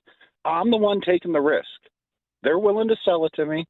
Once I step foot off reservation property and I get caught with them, I'm the one in trouble, not them. Mm. You know, you have to take it's my responsibility. I know they're illegal cigarettes for me to have. It's my responsibility. But the whole thing is, I honestly believe this to be true, is that the Nova Scotia government can't make money selling drugs, even though they mark it up, 150, 160, 170%. And those aren't made up numbers for what they're paying for it. Yeah. And the guys up in Millbrook can sell you the exact same. And I mean, there's no difference. The only difference is it doesn't have a little piece of paper that says, I pay tax by the Nova Scotia government. Yeah. I think they get enough tax money, and that's what they should live with. So do you buy the numbers from the province that there are 118 illegal marijuana dispensaries in Nova Scotia? Oh, yeah, easily. Oh, really? Easily. There's what? Just in Truro, I can count 12. Member 2, there's about, oh my God. And last time I was in Member 2, it was almost every other corner they were selling cigarettes, weed. The only thing that these guys are missing is the alcohol. And if they get the alcohol, well, I said we put them in charge of the government because at least they're making money. All right, Gary, we'll leave it at that. Thank you so much for your time and for hanging on this morning. Have a good one. All right, you too. Thanks. 902-405-6000 is the number that he used to reach us, and Ed has used that number as well. Good morning, Ed. Welcome. Thanks, Lisa. Good morning. Good morning. What's on your mind? Well, first off, I want to say I think you're doing a great job filling in. Well done. Thank you. Thank you. It's a bit of a new world for me, but hey, we'll have some fun while we're here. Yeah, it's not an easy seat to be in. You're doing a good job of it. Thank you. I just wanted to talk about the, again, Stephen and Chris and these fellows calling in. Look, this is a complicated. This is a far more complicated issue than is going to be broached. Yeah, even you could devote an entire morning to this, and people still aren't going to dive down into the relationship between Indigenous people in Canada. Believe me, there are people who have done their thesis on this and still have not come up with solutions. So, yeah, I get it. And that's just it. And when I hear someone say, treat everyone fairly, well, look, the easy comeback to that is, well, if we treated Indigenous people fairly, not taking their land, not taking their children and put them in residential schools, we have a long, complicated history here. And I think we're doing a disservice by, well, actually, I don't want to get into the long short of it here, but basically, I think when I hear someone like Chris say, hey, I can't open up my back door and sell weed, well, you can't do that because you're not a nation. Exactly. Right. Indigenous people, every Indigenous, there's Indigenous nations across this country. Yep. We built our country on top of their nations. We are the interlopers. Yeah, right? Yeah. They had an established system. Right. And we have a lot of treaties, right, that, quite frankly, we haven't done a great job of upholding. So if they want to, insist on whatever livelihood they want to pursue, then you kind of we have to figure that out with them. And I'm not saying that the system right now is perfect. It's far from it for both sides. But I think I feel bad because I feel like when this issue gets raised, it inflames tensions for people like Chris and Steve and these folks. And, I'm not going to call these people. It's easy to call names, and that's not fair. I think what we really need to do is anyone who has a question about this, take that time. If you've got a question, go find the answer. Go talk to. Exactly. The information is out there. It is out there. And I'll say one last thing that I do feel like the Premier putting this information out the way he did and not backing it up, I think he's done a real disservice to Nova Scotians. And I have one thing to say. It's do better. He knows better. He can do better. All right, Ed, I'll leave that. You'll have the last word on that topic for today. Much appreciate your time. Thank you. All right, take care. It is 12:14, and we are going to take a break right now. That wraps up the open hour. But when we come back, we're going to be talking about National Non-Smoking Week. Very appropriate, given the conversation that we just had for the most part.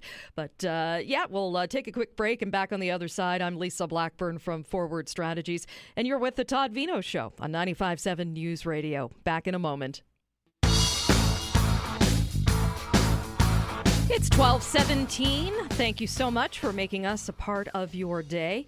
And next week marks National Non-Smoking Week. Now, this is an annual campaign that's been kicking around in Canada every January for, the better part of 50 years now.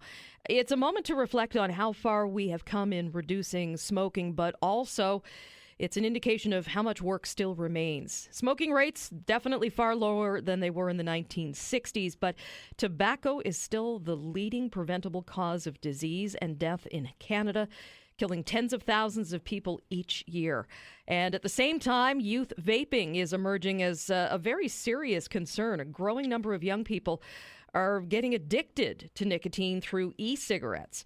So this year's National Non-Smoking Week is coming at a critical policy moment. Governments across the country preparing to receive billions of dollars from the tobacco lawsuit settlements. And now comes the question of how these funds can be used, whether Canada can realistically meet its goal of reducing tobacco use under 5% by 2035. And to join us to talk about all of these things in the state of tobacco control in Canada, we have Rob Cunningham joining us this morning. Rob is the Senior Policy Analyst with the Canadian Cancer Society. Welcome to the show, Rob. Lisa, great to be with you. So listen, National Non-Smoking Week. This has been around since the 1970s. Why is it still so important to have this conversation in 2025? Well, as you mentioned, it's a leading preventable cause of disease and death. 30% of all cancer deaths. It's a major cause of heart disease and stroke, overwhelming proportion of emphysema.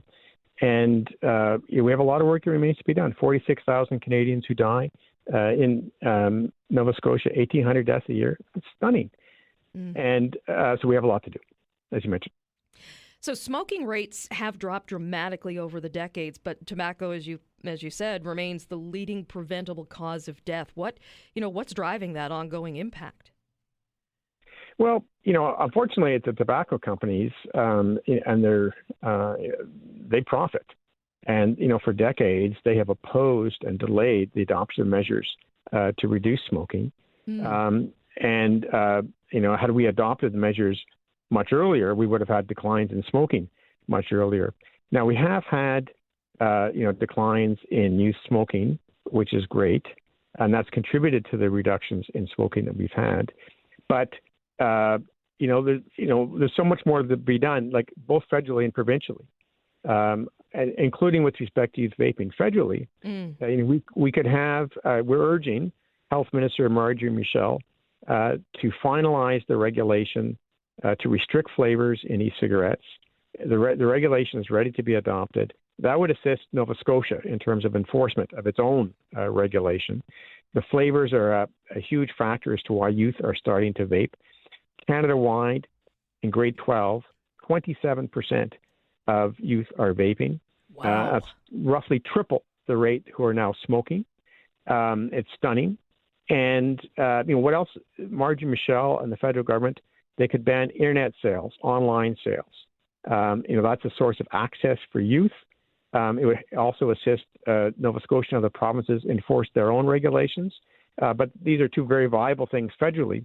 And provincially, in Nova Scotia, there should be minimum age 21 instead of 19 for both tobacco and e-cigarettes. PEI has done that, for several years, and it's gone very well. And throughout the U.S., not only state laws, but nationally, it's minimum age 21. So it's very feasible. So we're seeing the numbers out of PEI reflecting that, raising that age to 21 has an impact. It's really doing what it's intended to? Anecdotally, yes. But it's only been a few years, since it's been fully enforced, and it's a small population size. So it's hard to get the data that we typically would have. But the social acceptability is there. And, Canada-wide, 80% of Canadians, including support in Atlantic Canada, are supportive of minimum age 21. People that want youth to smoke or to vape. Nova Scotia has the highest rate of youth vaping among any province in the country. Whoa. So there's a compelling need to take action. You mentioned, sorry, I was just about to say that you mentioned the tobacco companies earlier on. Do the tobacco companies still have that level of power that they once had? So probably don't have as much influence as they did 3 decades ago because they've been exposed and the public, they have a bad reputation. But what they do is they get others to make their case, such as convenience store associations.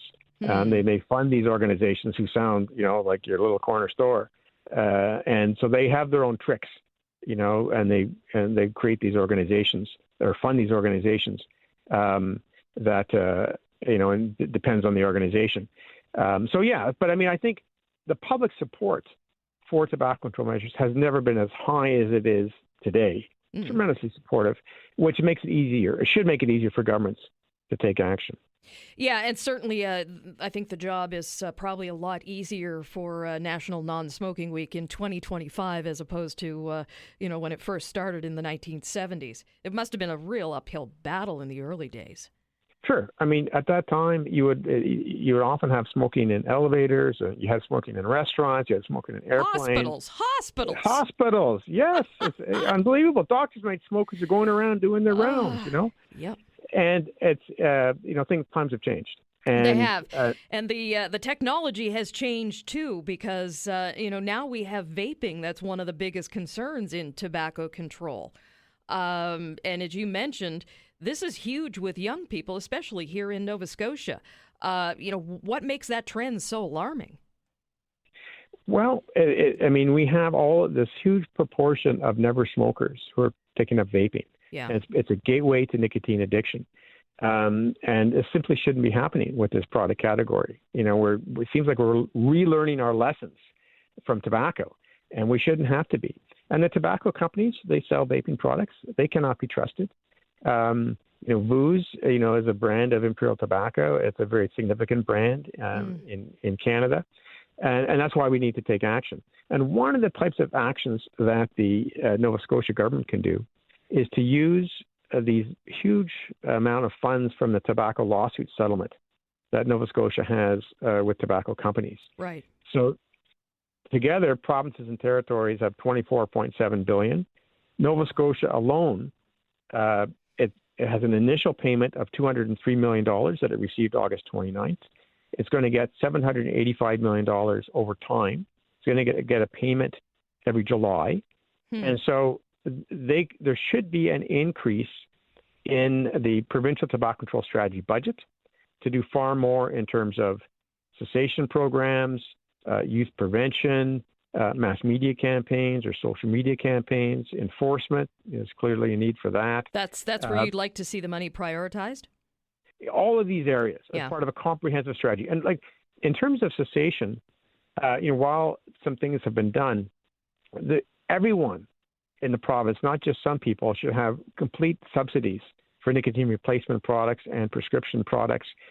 These are established products to help with success. There's far more that can be done with respect to cessation. That is something that can be done as part of these settlement funds. Nova Scotia is falling behind other provinces in different ways, in terms of whether it's minimum age or some enforcement efforts and in different policies. Nova Scotia has done lots of great things, but now other provinces are moving ahead. And so now Canada has set the goal of getting tobacco use below 5% by 2035. What is it currently, and how realistic is that target? It's achievable, but it depends on what we do. It's how much we do in terms of tobacco tax increases, regulation, funding, sustained funding of effective programs. So we might not get there. We might get there. It all depends on what we do. Let's get going. And I think part of cessation is to help people who are vaping to quit. That's part of it. And there's this new issue of nicotine pouches. Imperial Tobacco put on the market this product a couple of years ago. They initially launched it with these lifestyle ads with happy young people in a social setting, in a restaurant or athletic setting. It looked like the historic cigarette lifestyle advertising of the past. And I think, this is an industry that cannot be trusted. And here we have this new category of product that youth, never smokers, are picking up. It's growing. Youth use of these nicotine pouches is growing. And that's of concern, and we need action on that as well. All right. Rob Cunningham, Senior Policy Analyst with the Canadian Cancer Society. Thank you so very much. National Non-Smoking Week, starts Monday? It actually starts on Sunday, but it goes for the full week. All right, perfect. Thank you so much for your time this morning. Appreciate the conversation. Thanks very much. Appreciate it, Lisa. Thank you. It is 12:28. We're going to take a quick break. Blake Priddle is standing by with the news update. I'm Lisa Blackburn from Forward Strategies. You're with the Todd Veinotte Show on 95.7 News Radio. Back in a moment. And thank you so very much for carving out some time to spend with us on this Thursday afternoon. Our next guest is one of Nova Scotia's most thoughtful voices on education policy and the health of our public schools. Grant Frost has spent more than 2 decades as an educator, a commentator, and an advocate for students, teachers, and strong public education here in Atlantic Canada. He's with us today to discuss an idea that's at the heart of debates over schooling. And that is, how hard is hard enough when it comes to school? That was a question that he posed in a recent column that he penned for Saltwire, and he challenged us to look beyond the simple catchphrases about raising standards and talk about how we actually are preparing students for life, work, and citizenship. So we've got Grant Frost joining us to talk about the differences between genuine academic challenge and what are just empty metrics. So welcome, Grant, to the conversation. Goodness gracious, what an introduction. You should do these all the time. Thank you, Lisa. Well, thank you for joining us. Listen, you framed the column around a simple question. How hard is hard enough when it comes to school? And, what inspired that? Why is it important for parents and the public to think about that issue? Well, as I mentioned in the column, it's interesting to note that this was a group of teachers sitting around a staff room on our lunch break, and as often happens, the conversation turned to academics and turned to, assessment, pedagogy, and those sorts of things amidst, a holiday break and your favorite Christmas treat and stuff. And it was a very lively and vibrant discussion over this notion of hard and what the word means now when it comes to public education. Well, yeah, because it means different things to different people. Well, absolutely. Certainly, I can remember back in my day, which I find myself saying a lot more often now, the older I get. Right? But yeah, back in my day, the measure of a teacher's hardness, relative hardness, was often measured by how much homework they gave. If you had more homework, then, presumably the class was harder. But we've sort of seen the homework the romance with homework go back and forth a number of times over the last decade or so. Yeah, because, every teacher really has a different approach when it comes to homework. Oh, absolutely. And thank goodness that we have sort of, it's not that we've abandoned the standardization experiment. There's certainly lots of standards to be held in public education. But we sort of drifted away from that standardization idea that we saw dominate during the late 90s, early 2000s, about everybody doing the same thing all at the same time, all at once. Teachers have sort of been now granted a lot more autonomy with assessment practices, and that's allowed a lot of them to be much more flexible in their approach. But that certainly, once again, gets us back to this idea of what does academically hard even mean. And certainly, there's a danger in focusing too much on the numbers, the test scores, instead of the quality of the learning itself. It's certainly the conversation in past years has been, are we just teaching students how to pass a test, or are we actually educating them? Wow, Lisa, you've read some of my columns. I love that. That's great. Absolutely. And I think right now, watching what's been going on stateside, I think there's lots of academics down there, and I certainly do not count myself as an academic, but there's a great many academics out of the United States that point to sort of the overemphasis on standardized test scores, measuring schools by those scores, holding teachers accountable for how those scores came out of the standardized tests, as sort of what's going on in the U.S. being the automatic result of that. 2 decades of not focusing on the students, but rather focusing on the tests. And this was a neoliberal thrust. My whole book basically is based on that notion. And we sort of, I think, taken some lessons from that here in Canada, and good lessons, I think. One of the advantages of living next door to such a behemoth, an educational behemoth as the U.S., is that we get to learn from their mistakes. And we're seeing a lot more academic freedom being given to teachers, and a lot more, not as much accountability to the individual nuances of a policy that might be not necessarily as well informed as it should be. So what does it look like in the classroom when you're actually helping students grow rather than just churning through a curriculum? Well, I always speak from a drama context because, I've taught English, I've taught multiple subjects, but dramatic arts for me is sort of my passion right now. And one of the things that we do in the dramatic arts is that students prepare to put on a play, a series of plays for an audience. And there's a lot of authenticity in that. Mm-hmm. And there's a tremendous amount of depth, right? I often say about my program that, you can fail a math test quietly in the back of the room. You fail a drama presentation really loudly at the front of it. And you'll see teachers sort of changing the way that they look at assessment. Exams are now becoming something that people are doing a lot less of. There's a lot more inquiry-based, looking into education. There's a lot more product-based, a lot more project-based. And there's a depth to that. And I think it's a depth that we really, really need right now. Coming out of COVID, of course, we all understand that COVID left a mark on society in general and on students. And one of the most important roles, I think, for schools post-COVID was that re-socialization, reconnection, getting to understand how to work with people again. Mm. And so I think you're seeing a lot more group work and a lot more opportunities for students to interact. And I think that interaction is costing us a little bit on the standard old notion of rigor, because parents also want to see their kids doing a lot more things outside of school. So I talk about this a little bit in the piece, where there's this notion of work as a thing, not necessarily being quite as valued as perhaps it was prior to COVID. I mean, COVID had a huge reset on the world of work, and a lot of people are reporting what they call quiet quitting is the term that's been bandied about. Yeah. And it's essentially, some indication that students are doing that now too. Well, there is, absolutely. And I don't want to make that seem like that is a criticism of the current generation, because maybe they got it right. Maybe this idea that work isn't the be all and end all, that maybe I do need to take a little bit more time for me to explore myself and to perhaps see other perspectives and, to go to the roller rink. Again, yes, I'm dating myself. Might be something that's got some value. And again, in this day and age of angry clickbait and Facebook debates of no merit, I think the building opportunities for students to interact with each other, with a teacher in the room, to guide and to correct if necessary. I think that's been more important than ever. So now you mentioned off the top that this column was born out of a conversation that came in the teacher staff room.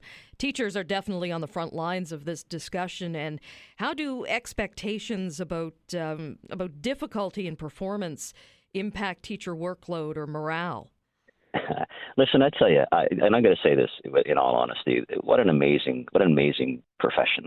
The people who staff our schools are just next level. Amen. Because you can imagine being presented with this idea of how hard do you have to make a class. It's almost like having a birthday party and saying, how hard is it going to be to blow up the balloons or something? Like there's no one way to do this thing. And every single one of those 30 or 32 kids that's in front of you has a different definition of hard. Yeah. And if you set a very rigid line in the sand and saying, this is what you must do to get my course, a lot of students are not going to be successful. And of course, we abandoned that back in the 70s and 80s. Mm. Now what we do instead is say, okay, here's the benchmark. How can I help you get to that benchmark? And more importantly, I think we're starting to talk, in the last few years, I've seen a lot of this. We're talking a lot more now about the actual learning, not necessarily the content. Do you know what I mean? Like, it doesn't necessarily matter as much in this day and age if I can rhyme off all the capitals of Canada. What matters is, can I understand the nuances of the creation of the provinces? Right? And so this whole idea of what rigor is changing. And, you throw artificial intelligence into that. Yes, Google certainly was a game changer, but nothing like artificial intelligence has been. The chat GPTs and the chat bots. And I guarantee that everybody, well, I shouldn't say guarantee, but I would imagine that just about everybody who is listening to this program right now, probably yourself included, has within the last couple of days been given a suggestion from Gemini or from, the Google or from chat GPT about how to do your job. So again, our notions of work, what work looks like, how much work people actually do is changing, and I think that's trickling down to the kids. I really believe we're in a renaissance right now about the world of work, and it's trickling down into our schools. Yeah. I mean, and it's really a balance, isn't it? I mean, we've got to support struggling students, but certainly there's the idea that schools should be intellectually demanding for everyone. How do you strike that balance? Well, that's, we're hiring right now. We could get you a job. And this is the daily nuance of being a teacher. You do set expectations, and I don't want to insinuate that teachers don't have expectations, because of course they do. But they also have to be flexible enough to say, okay, you didn't meet this expectation. Let's set you up for another expectation. Try again. One of the things that I do in my classroom, late work is always a sort of a canary in a coal mine for teachers. Yeah. I'll set a deadline for a student and explain very clearly, and this is in policy as well, that look, if you don't think you can make that deadline, let me know before the deadline. Don't tell me the day that the assignment is due is that I can't get it done. Let me know the day before, and then tell me when you're going to get it to me.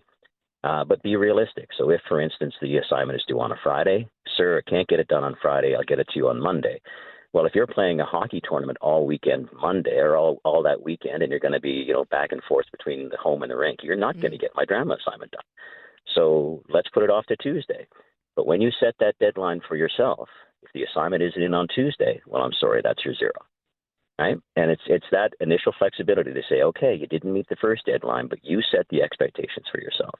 And it's those sorts of daily interactions and daily nuances that's what it's like to be a modern day school teacher. Yeah, I guess it's all about making those expectations clear from the very beginning. Mm-hmm. And connections with kids. Yeah. And that's the big piece, right? You have to connect with kids. And that's the one thing that makes a successful teacher successful is not how well their students do on a standardized test, but how they connect with those students and how often the student comes to them and say, hey, Mr. Frost, you got a second? And the teacher's able to say, yes, absolutely. All right. Grant Frost, thank you so very much for your time today. Grant Frost, educator, commentator, and advocate for students, teachers, and strong public education here in Nova Scotia. Really appreciate your time, sir. Thank you, Lisa. Nice to chat with you again. Lovely to chat with you, too. Take care.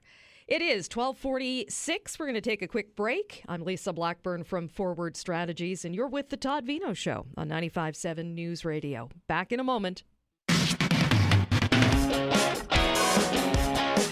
It is 12:49 here in Metro Halifax.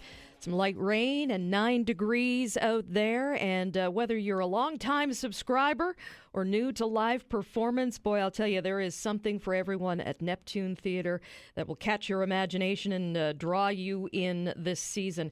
We have Jeremy Webb, the artistic director of Neptune Theatre, joining us right now to talk about their announcement earlier this week. Neptune Theatre has revealed the 2026-27 season and some major productions on tap, including musicals like Rent and Les Miserables.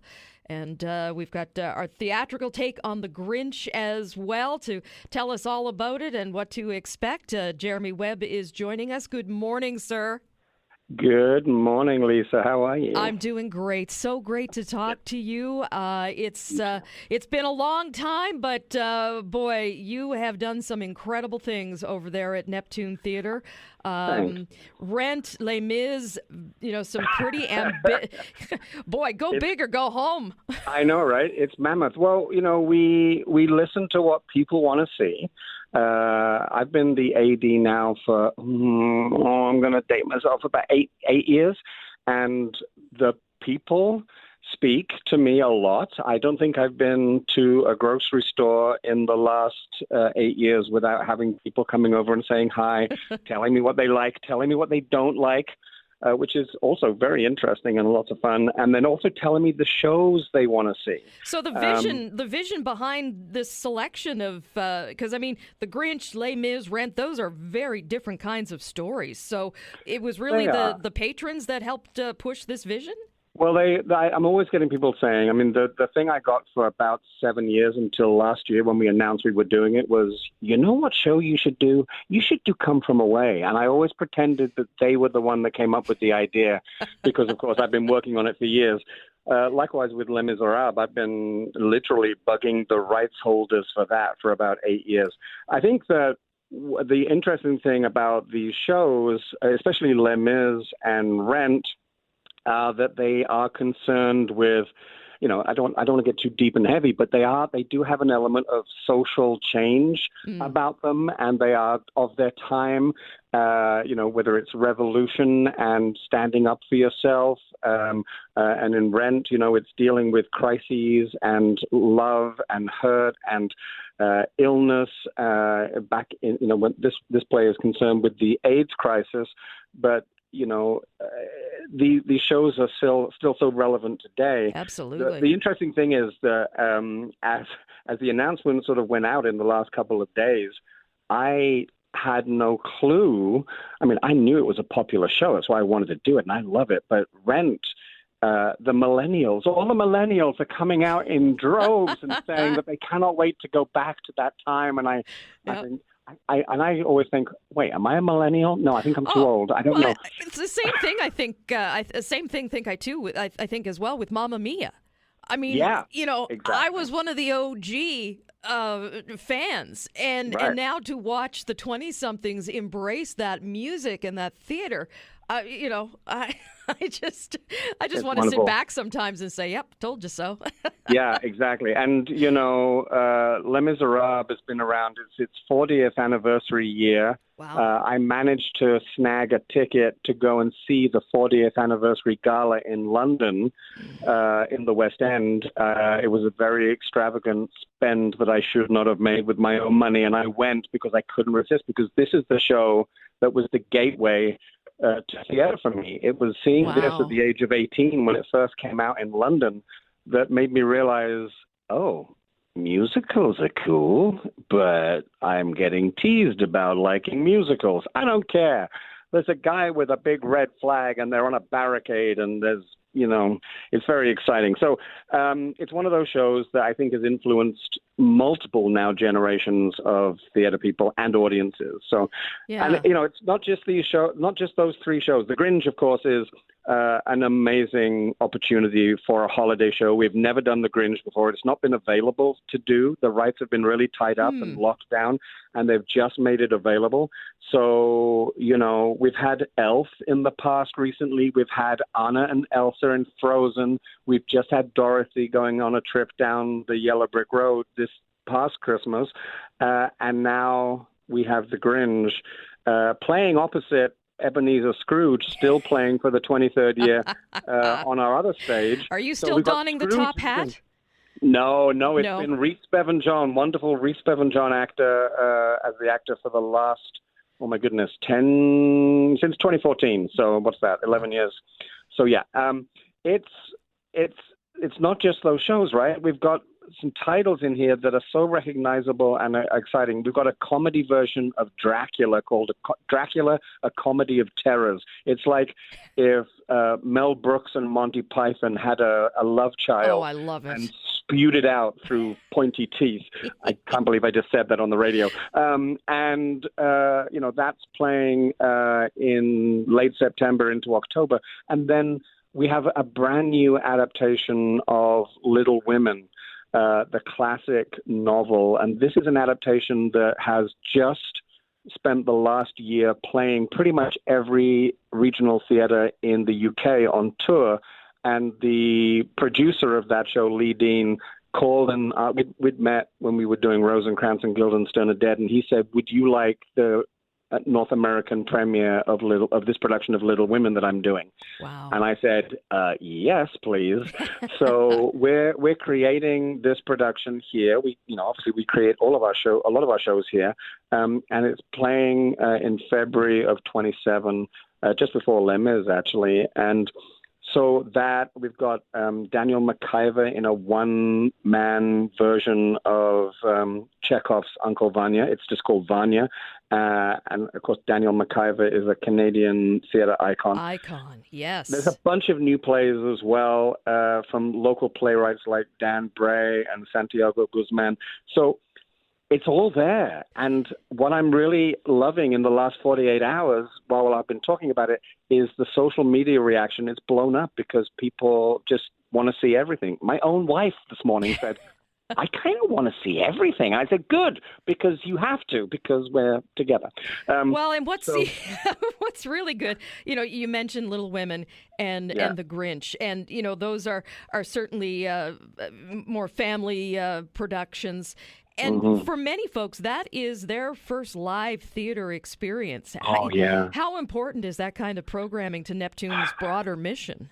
What's interesting is I'm of an age now, 57 something, where I now have people coming up to me who are like 30 or 25, and they tell me, or 20 even, and they're like, yeah, you were in the first play at Neptune, first play period that I ever saw at Neptune 25 years ago. And they mentioned titles, and I'm like, but that was only 5 minutes ago. Exactly. Listen, my daughter will tell you the exact same thing, because her first theater experience was seeing you as the Grinch, as Scrooge. As Scrooge, yeah. Yep. I remember you all coming too. Yeah. Yeah. Oh my God. So important. That's and it's part of the cultural fabric of our community, of course, but it's also part of every storytelling, fun, entertainment.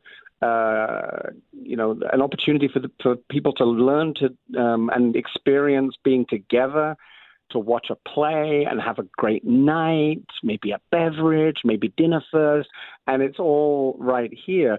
And what we've been really trying to do over the last 8 years is sort of up the quality and up the content. And, there are 10 shows in the 26-27 season.